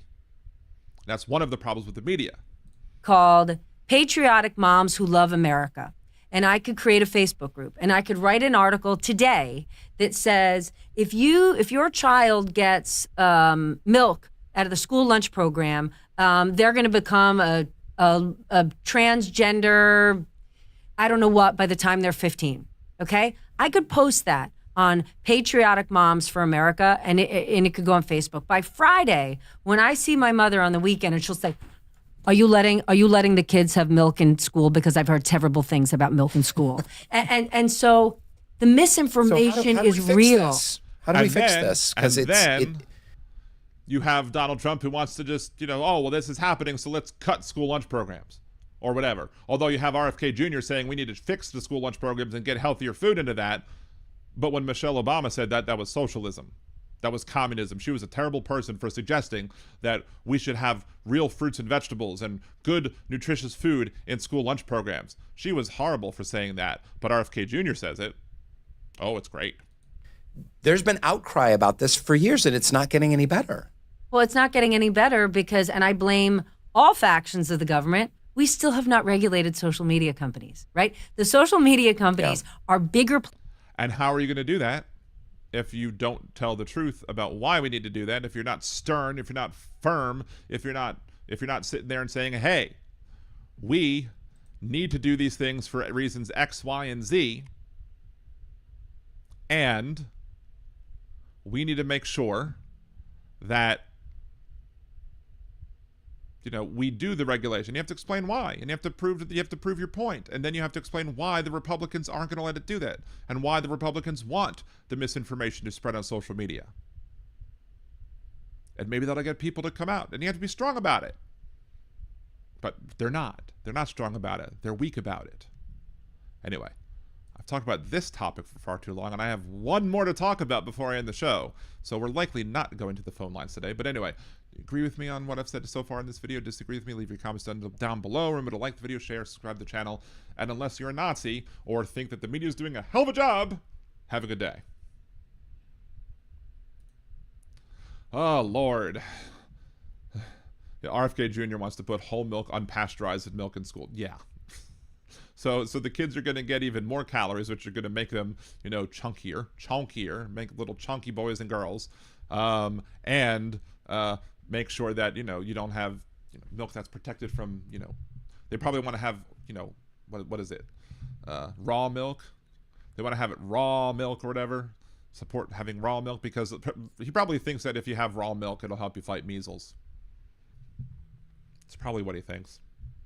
Because he thinks a whole bunch of other stupid crap. So why wouldn't he think that too, right?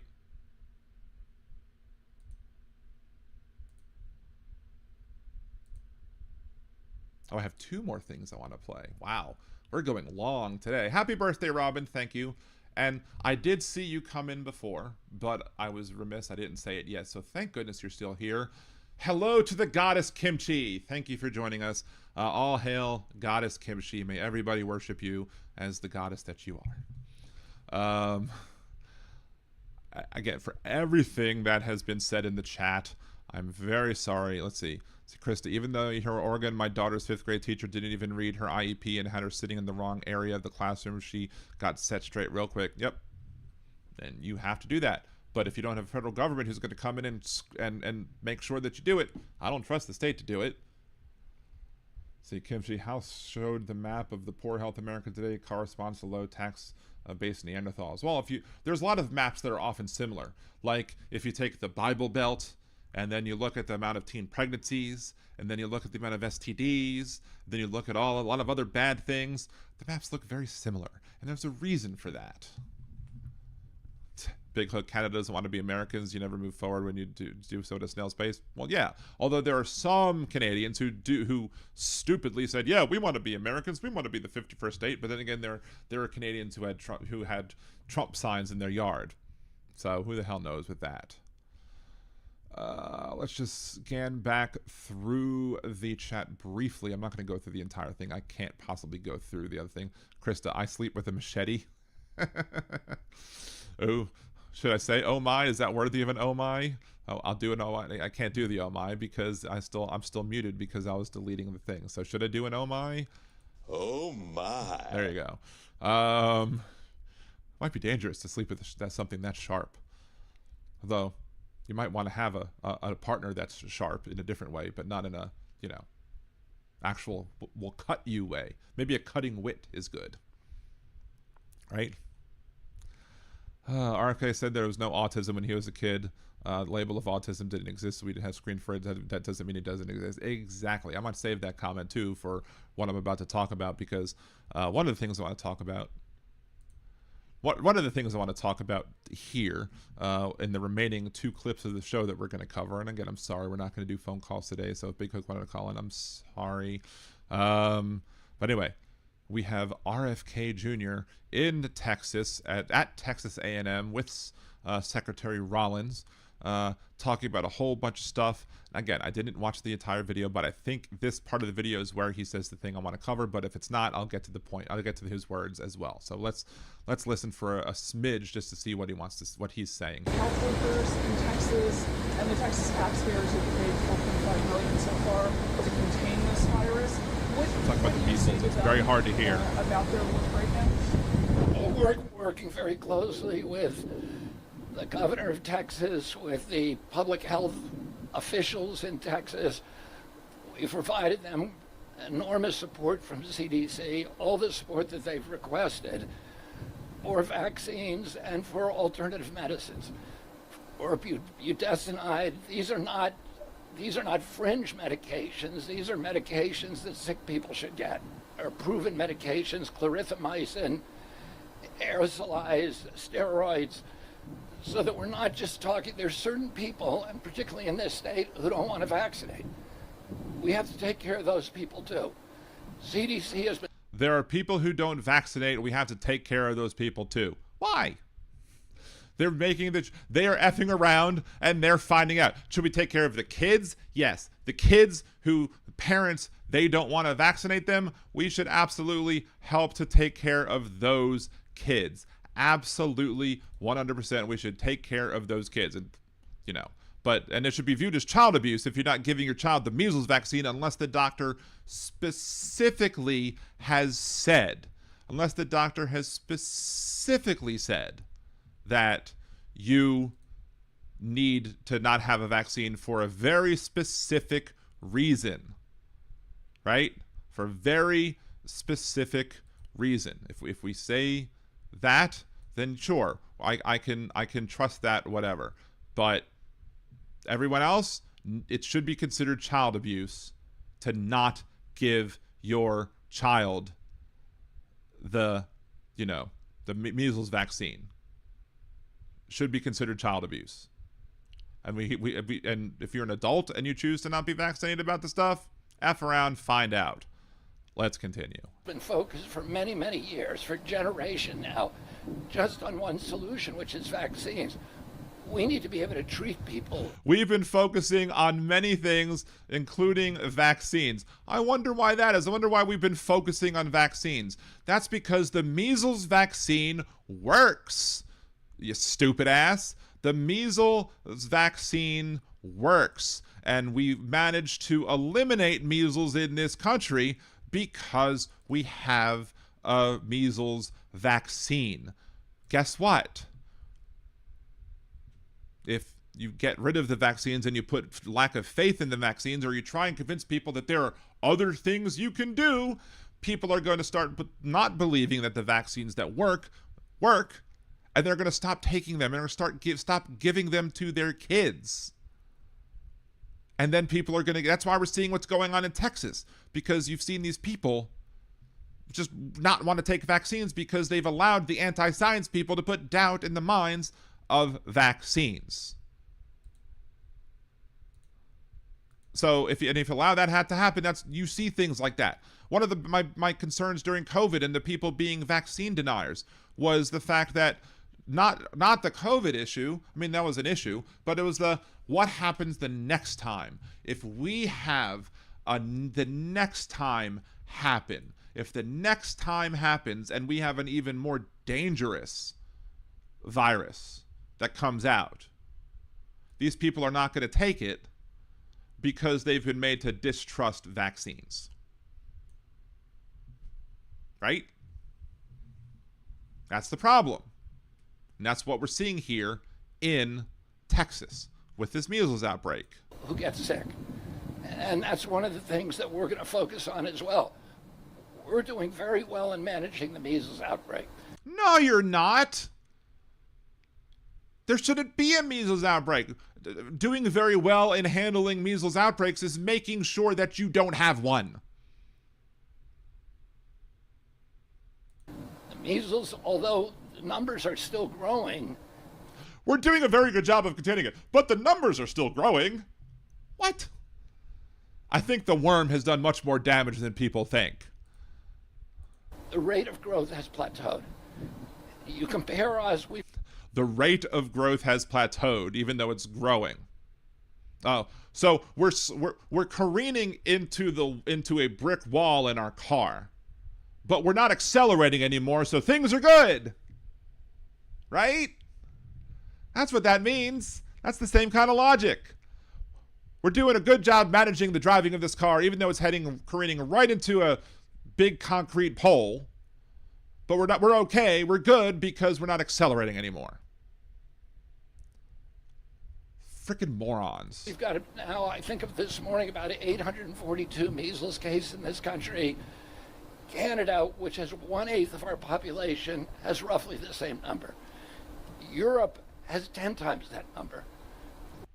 So we should strive to go downward. We should strive to not be the best and be okay with mediocrity with other countries that are doing, worse than us as an excuse.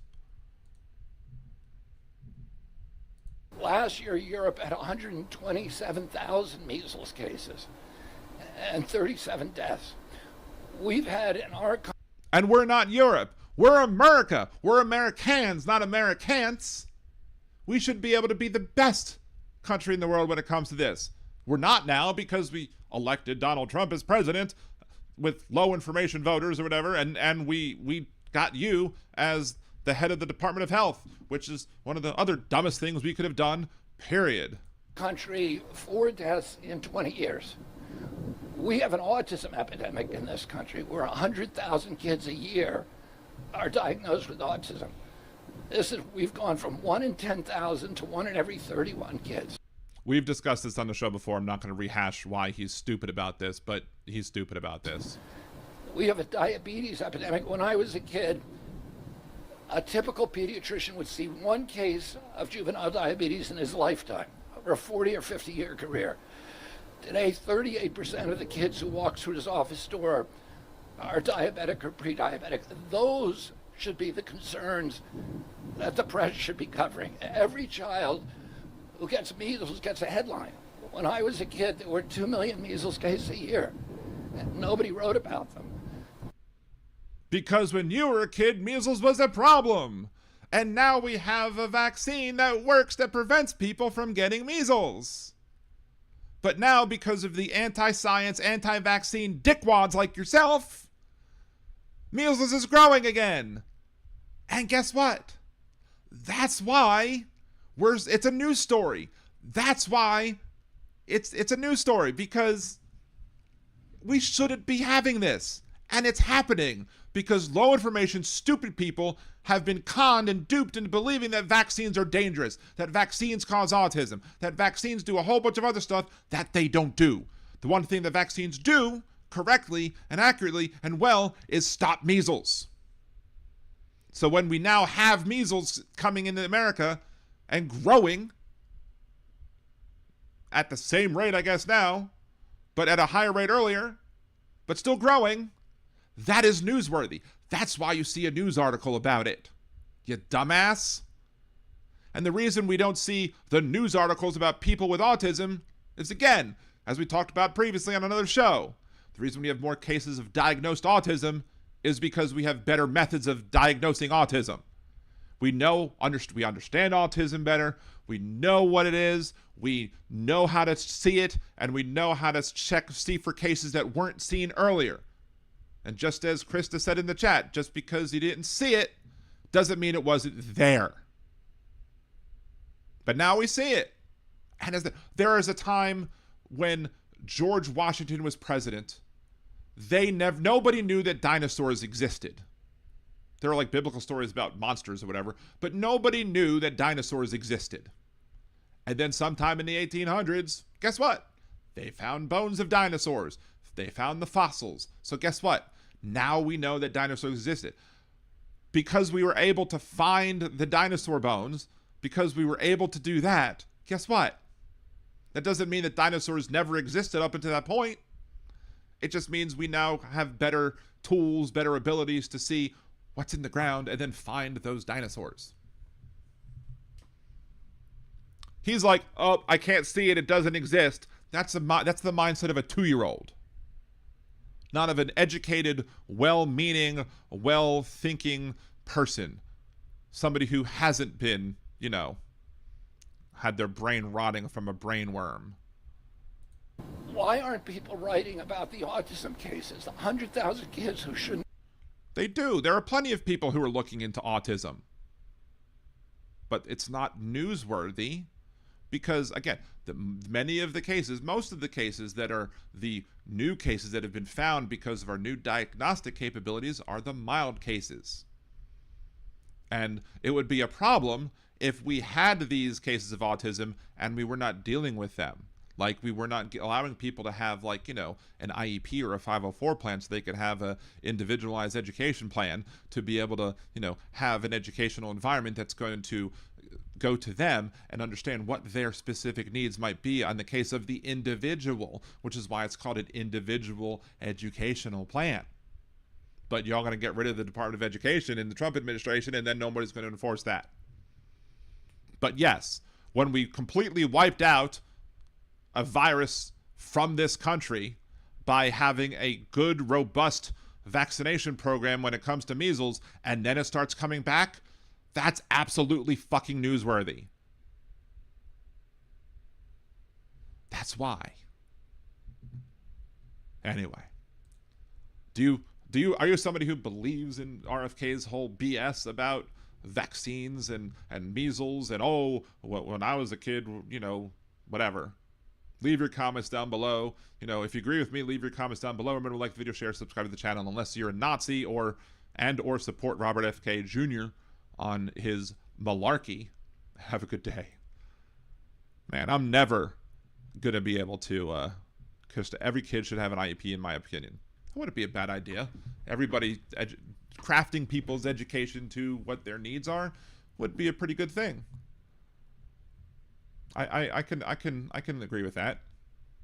Yeah, Leanna, exactly. There is such a wide spectrum of autism cases. There's a wide spectrum. And again, one of the things we talked about on the last show was the fact that a lot of the new... I don't know what's going on with Twitch right now. I think Twitch is down because I'm not streaming on Twitch right now. And because I'm not streaming on Twitch right now, I'm just going to stop that stream altogether. So, whatever. That should take away some of the bandwidth or whatever. First of all, thank you, Jolie, for re-upping your membership and for gifting 5 memberships, allowing 5 more people to be liberal Danimals. I appreciate you. I understand you had a crazy day. I did see that. I'm glad you're with us now. Again, you know, very, you know, we love to have you, but we understand that everybody has their issues, and, you know, you need to deal with them. Your issues are more important than, you know, being a mod for a little bit. But I'm always happy that you're here. I love my mod squad. My mod squad is the best mod squad. My mod squad is an awesome mod squad. It doesn't quite work. It doesn't fit with the song. But anyway, I have the best mod squad that there is, the best mods on the planet. And they're great, and they're wonderful, and they support the show. And I would not be able to do everything that I do without their support. And I wish I was bringing in a shit ton of money on this show, because I would love to be able to pay them for what they do. But until that point, I appreciate what they do for me, for y'all, for everything that they do.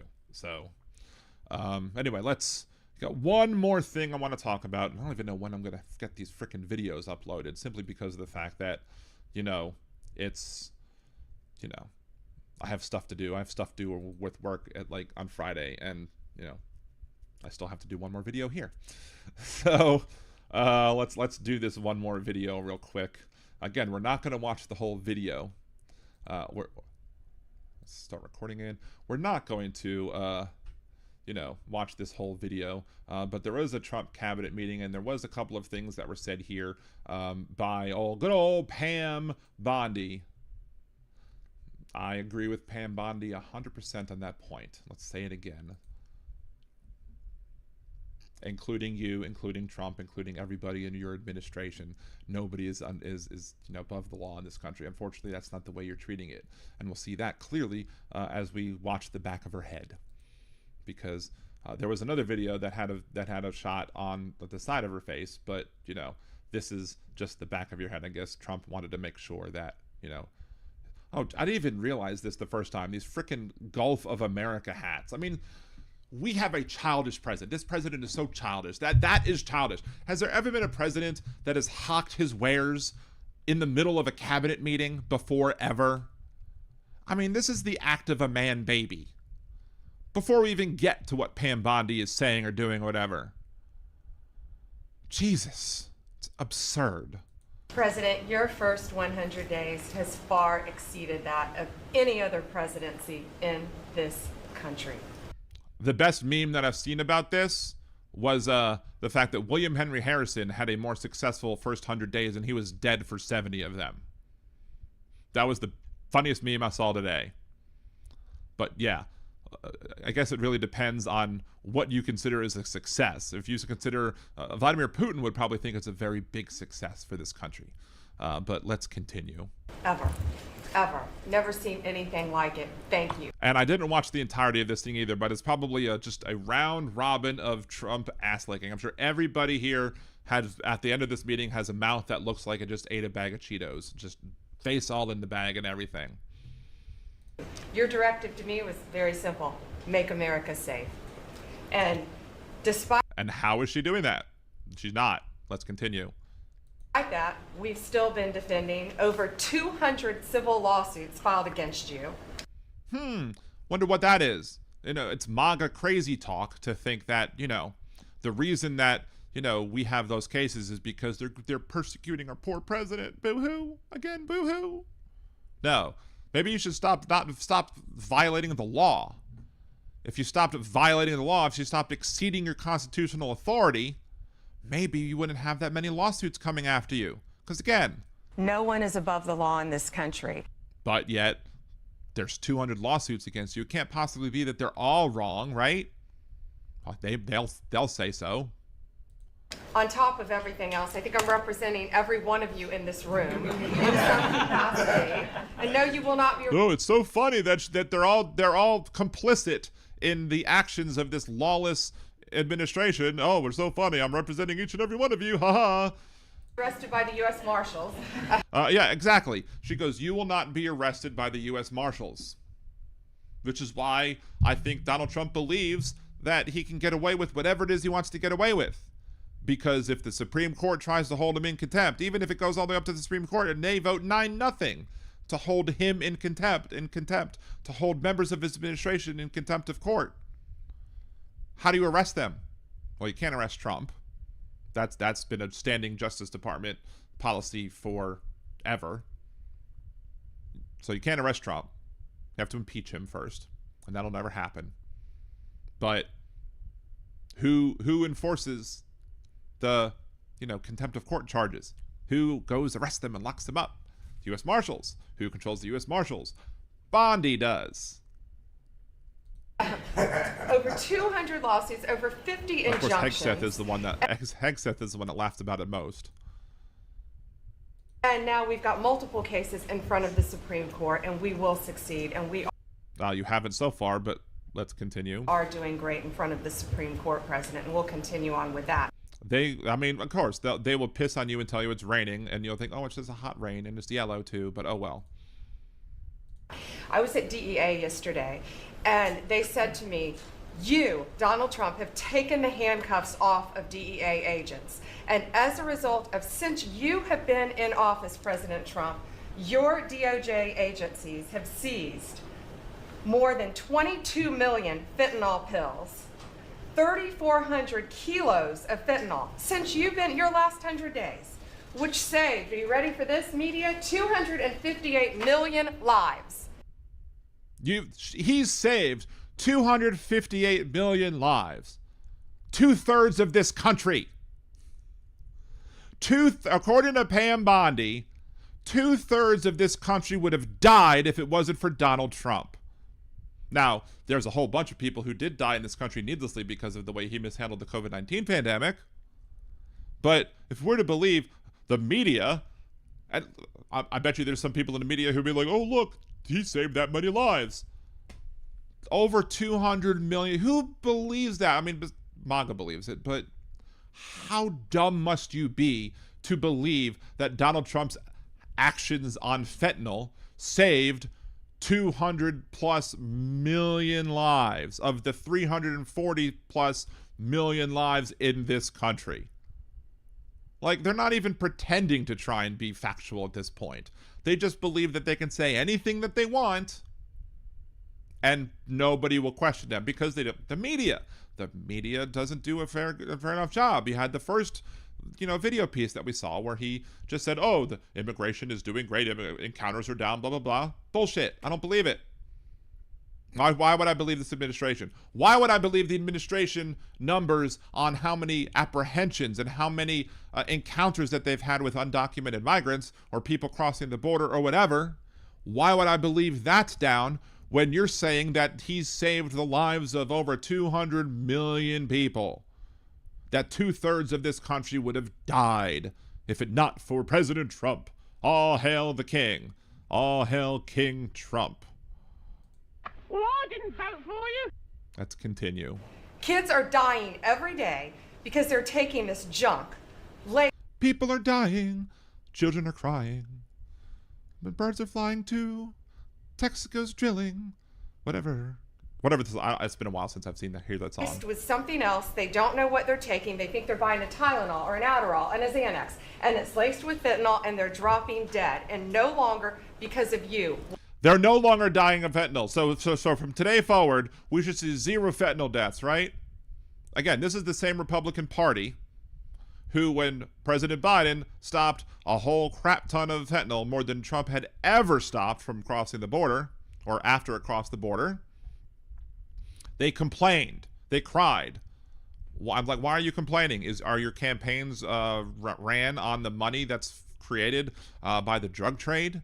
Are you funded by fentanyl sales? Is that why you're angry? Why were you be mad that Joe Biden stopped and caught fentanyl that crossed the border? But now it's such a great thing that he's caught so much fentanyl that would have saved the lives of 200 million people. What you've done.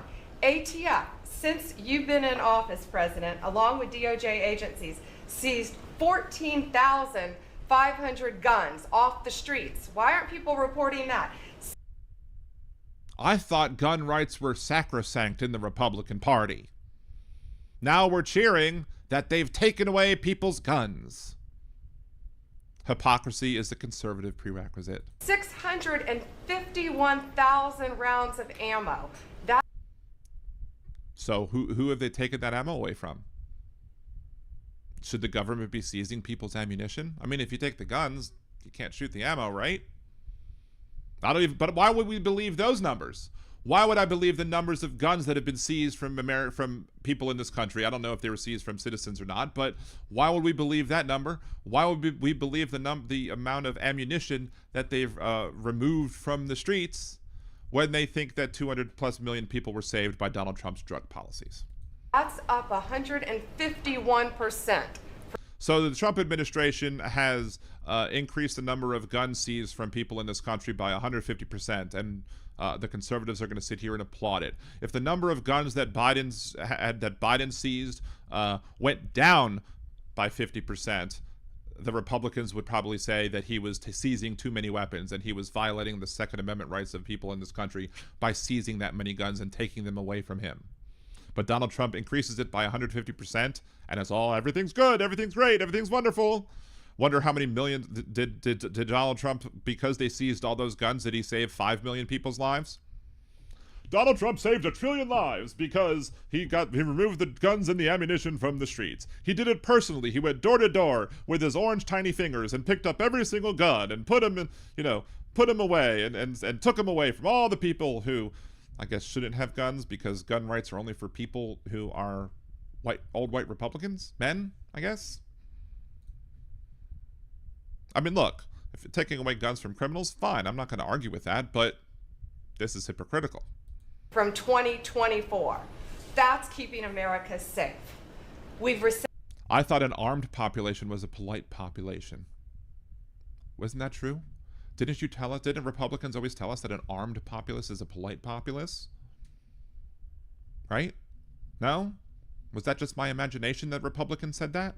Rescinded Yeah, Josh, she sounds awkwardly scripted. She absolutely is awkwardly. I mean, she has her finger on the paper, kind of looking at the lines right there. She has it completely written out of what she wants to say. Now, I'm not going to begrudge somebody for having an outline of things that they want to say, but I mean, this is like, here, Pam, you're going to say this, and you're going to talk all these wonderful things about me. You're going to say all these wonderful things about me.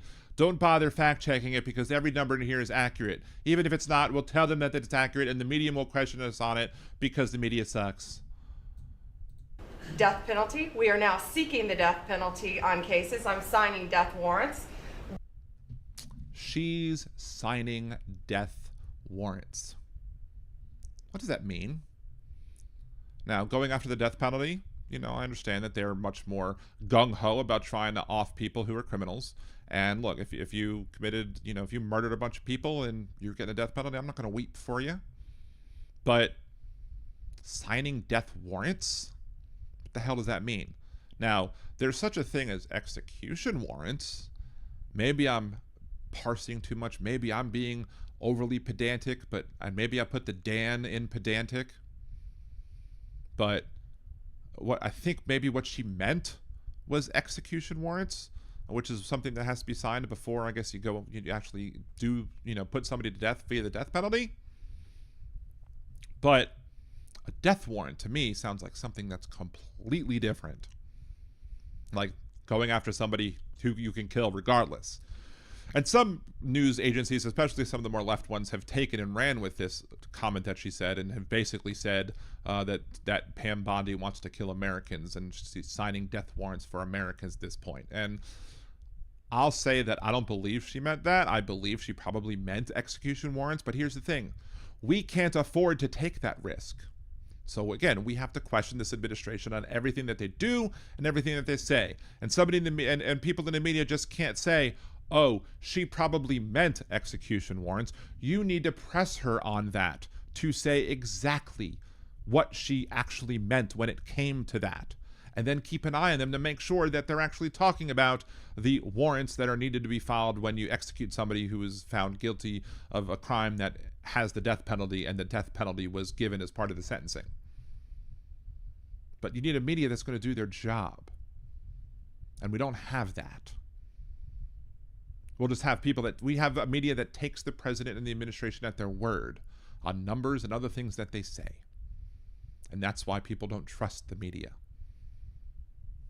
Because they've abdicated, again, their responsibility to do their jobs. We are going after terrorism. We are going after arsonists. Whether you're burning Teslas, we've arrested 9 people so far in 7 jurisdictions, no negotiations, 20 years in prison, or you're burning down the governor's mansion in Pennsylvania. We will be there to protect you. And I've been talking to Governor Shapiro, and he... If you burn down the governor's mansion in Pennsylvania, we'll be here to protect you. So this wasn't very well scripted, because the way that sounds is that she's going to protect the people who tried to burn down the governor's mansion. Again, she later said she's working with Governor Shapiro, whatever. So, you know, maybe it's reasonable to believe that maybe that's not what she really meant to say. But again, we need a media who's going to ask for clarifications on these things. And if they don't ask for clarifications on these things, you're going to have people who believe that this administration is going to protect the people who tried to burn down Governor Shapiro's mansion, the governor's mansion in Pennsylvania. Because we don't have a responsible media. Greatly, I appreciated you reaching out as well. ISIS terrorist, we got one in New York, right around the corner. We got an ISIS. I thought Trump destroyed ISIS. Didn't Trump say he destroyed ISIS during his first term? But yet they arrested somebody from ISIS? Did Donald Trump lie? Oh no, Donald Trump lied? I'm so shocked that Donald Trump lied about getting rid of ISIS. ISIS terrorist in New York. We have an October 7th task force. We just broke up a huge human trafficking ring. Why do we have an October 7th task force? It's not, isn't it? Wouldn't it normally, if we had made an October 7th task force during the Biden administration, they probably would have said we're spending too much money on overseas things. We shouldn't be paying attention. They should be letting them handle their own issues, and we should handle our own issues here. Right? But no, we have a 10-7 task force now. By the Senate. Every conservative accusation is a confession, and hypocrisy is a conservative prerequisite. Below a cartel, 1,000 pounds of methamphetamine on our streets, ton of fentanyl, 20,000 Molly pills. Those are the drug of choice among at clubs and bars for young kids. She sounds like such a boomer there. They were fake, but you know what they had in them? Fentanyl. That's 20,000 lives saved because of you. Well, at least it's only 20,000 lives saved instead of 200 million.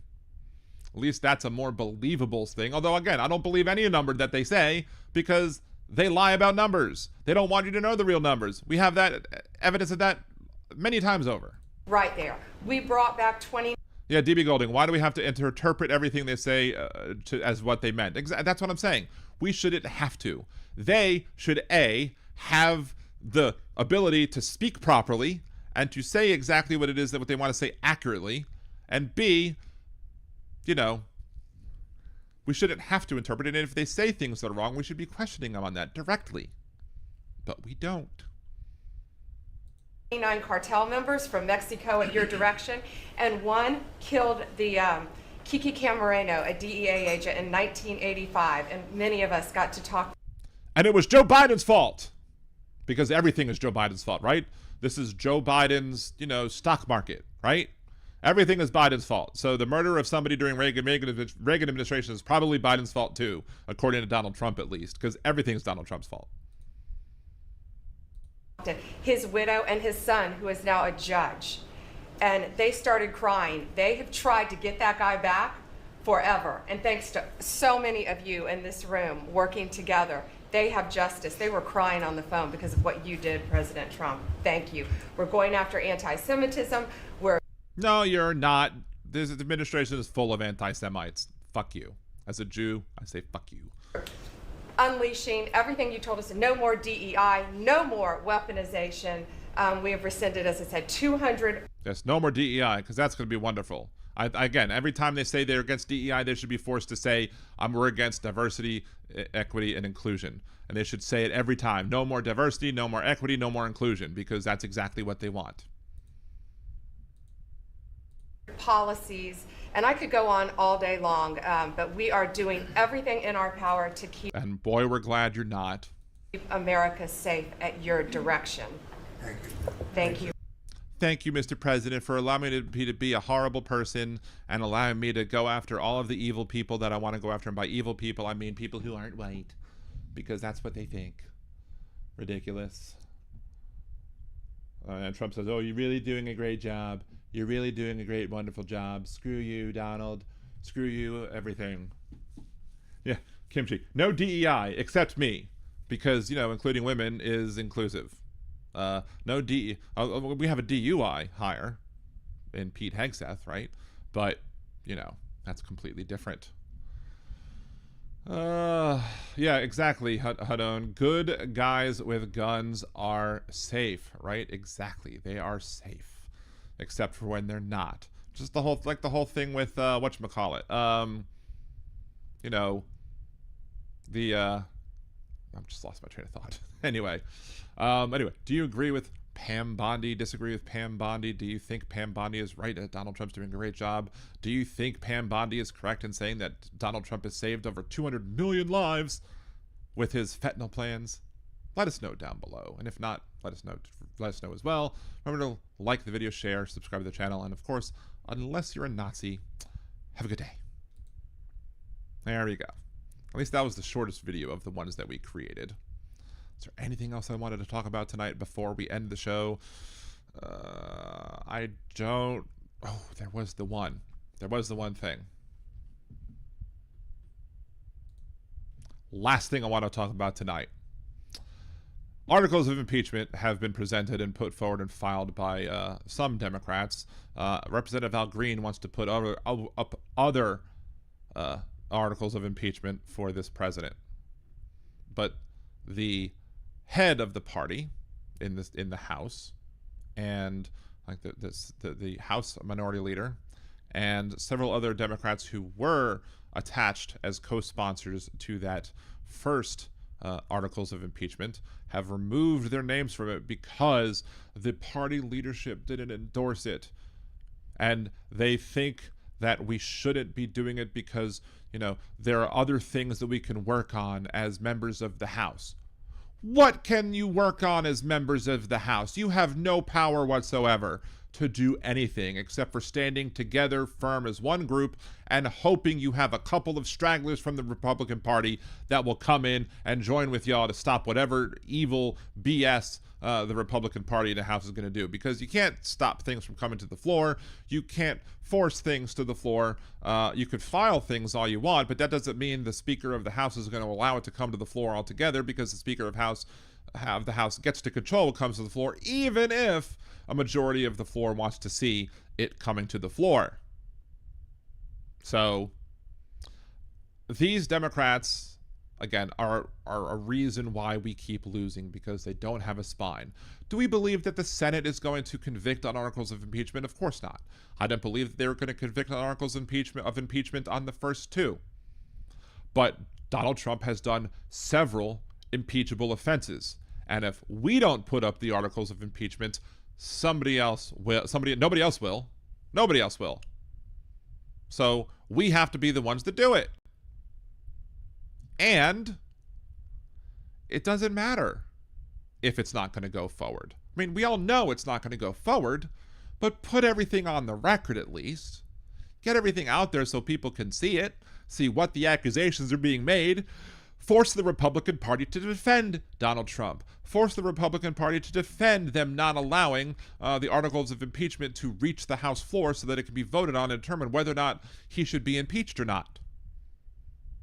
Force their hands. Just like I said with Schumer the other day, with allowing the bill to pass or whatever, or the temporary budget to pass, without them giving us anything in return. Force their hand. Use whatever power you have in the Senate to block whatever you can, and in the House, use whatever methods you have to get things on the record, which includes, but is not limiting to, filing articles of impeachment. And they should be all filed as one big group together in mass to say that we all have support. Instead, we just threw some Democrats out to the wolves by saying, oh, we don't think that this is the right time to do it. Every day is the right day to file articles of impeachment against Donald Trump, because he has so many things that he's done that are impeachable offenses, that's morally treasonable to this country, that somebody should say something, even if we know the Republican Party in the Congress is not going to do anything about it. But at least they'll be on the record as voting against it, or not allowing it to even come to the floor. And then you use that in election season to say, these are the things that we think Donald Trump did that are illegal as president, and we believe which are impeachable offenses that should be brought before the Senate so we can have a trial and he can be removed from office. And then let the other side argue as to why they don't believe that, and let the voters decide which one's right. But by failing to support this, they're just giving more tacit approval to whatever it is they're going to do. Because again, what else are you going to do? Sit there and twiddle your thumbs? You have no authority in the House. So do something. Anything. And even though I will say, and I agree with this comment, that just because you do something, it doesn't mean it accomplishes something. Just because you do that, it doesn't mean you accomplished anything. But I think you can accomplish something, even if the articles of impeachment don't go to the floor, even if the articles of impeachment don't get a vote, even if the articles of impeachment never make it beyond the filing stage. Force their hand. Force them to defend themselves. Because right now, the Democrats are not forcing them to defend themselves, and they're just, sitting there like a bunch of dead fish. So anyway, what do you think? Agree, disagree? Leave your comments down below. Remember to like the video, share, subscribe to the channel, and of course, unless you're a Nazi, have a good day. So, 11:42. We've been streaming for over almost 4 hours at this point. Technically, the articles are A, N, and V. Thank you. Haha. Let's see. Anything else?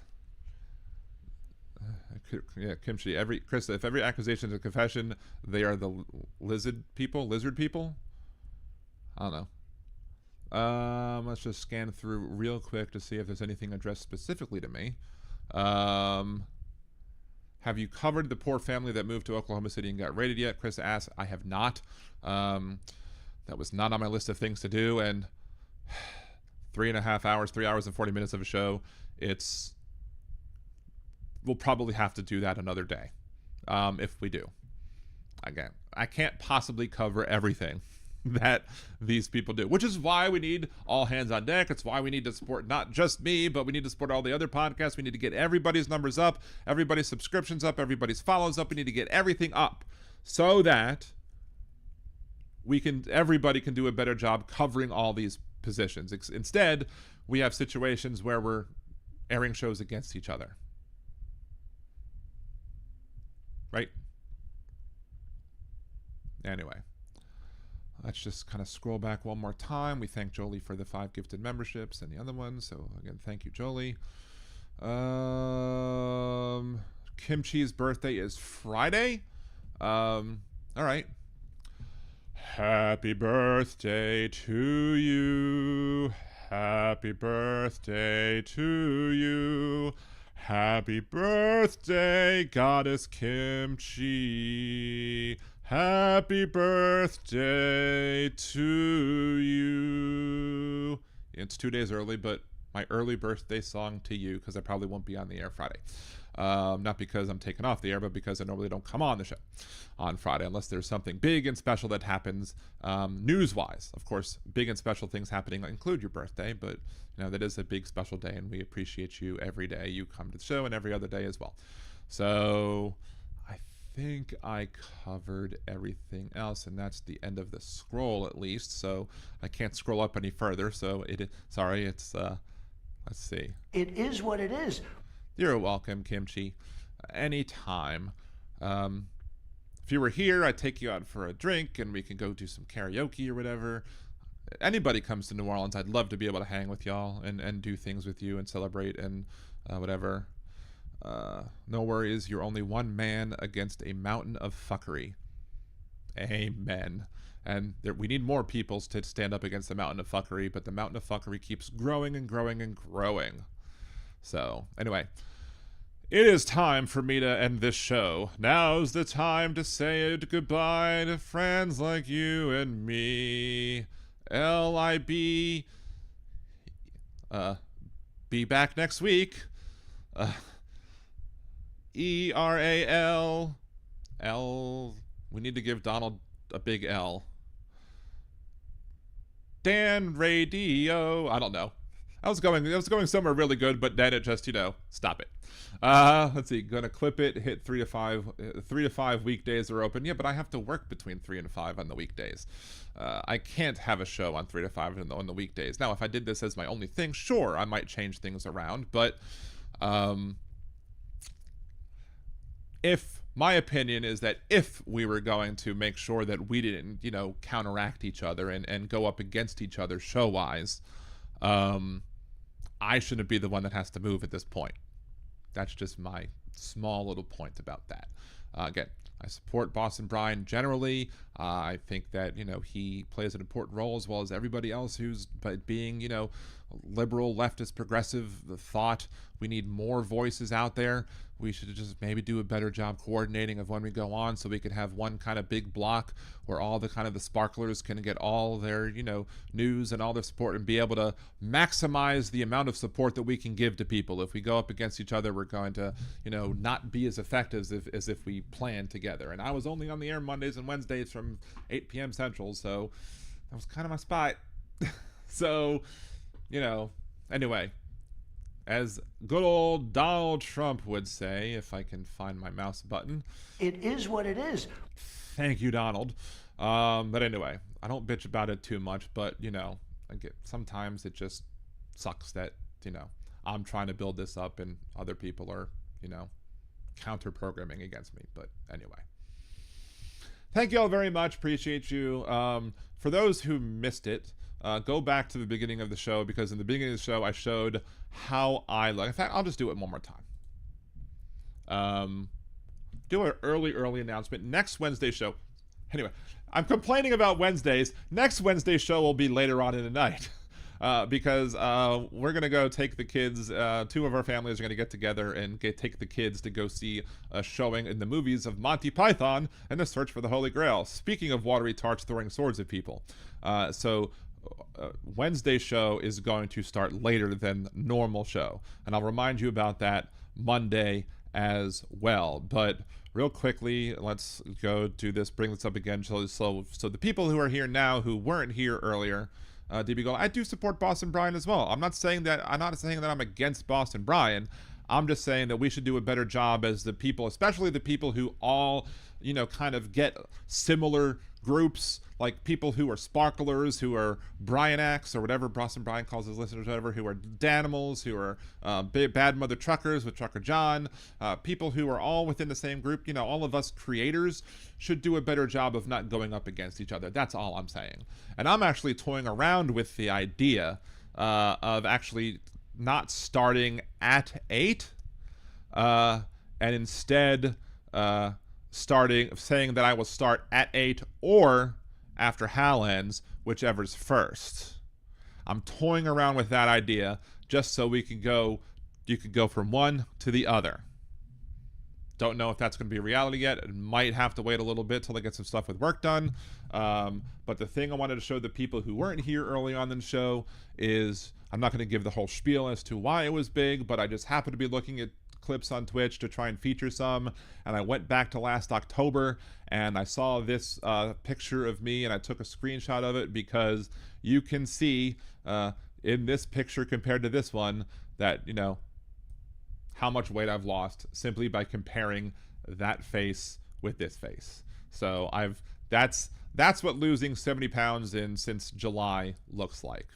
So it made me feel really good to see that. So I'm kind of doing a brag about that because I'm happy that I was able to reach this level of success with the weight loss, and I could probably do even better when it comes to eating. I could probably do a little better when it comes to walking around and all the other good stuff, even though my knees hurt. But I'm super duper happy about that. Boston Brian fans are called lobsters. That's funny. So hey John, good to see you. Thank you for that.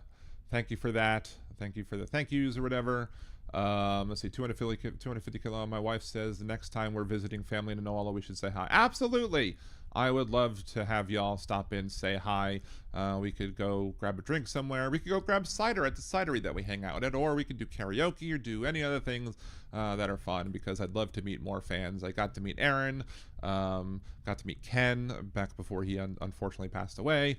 The times I've been to Florida, I haven't been able to meet Andrea, but I'd love to be able to hang out with more people, more Danimals. We should have more Danimal meetups. And maybe that'll happen as I become bigger and larger. But as I become smaller, I want to become larger. Anyway, thank you all very much. Nice haircut.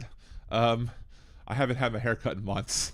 This is just me using water to kind of put it over. So I appreciate that you like the look of my hair. And I also need to shave too. So I'm being a little lazy on that, but I've been so busy. Hal plus BB are sparkling lobsters. Nice. Anyway, so thank y'all very much. Appreciate it. There's no warning to Twitch because Twitch crapped the bed today, like Blog Talk Radio used to do. But anyway, again, thank y'all so much. See you, unless anything huge happens, see you on Monday. Same bat time, same bat channel. Until then, y'all take care of yourself, be good. Remember to go like, share, help the algorithm, because Al Gore needs more rhythm, and have a good night. Peace.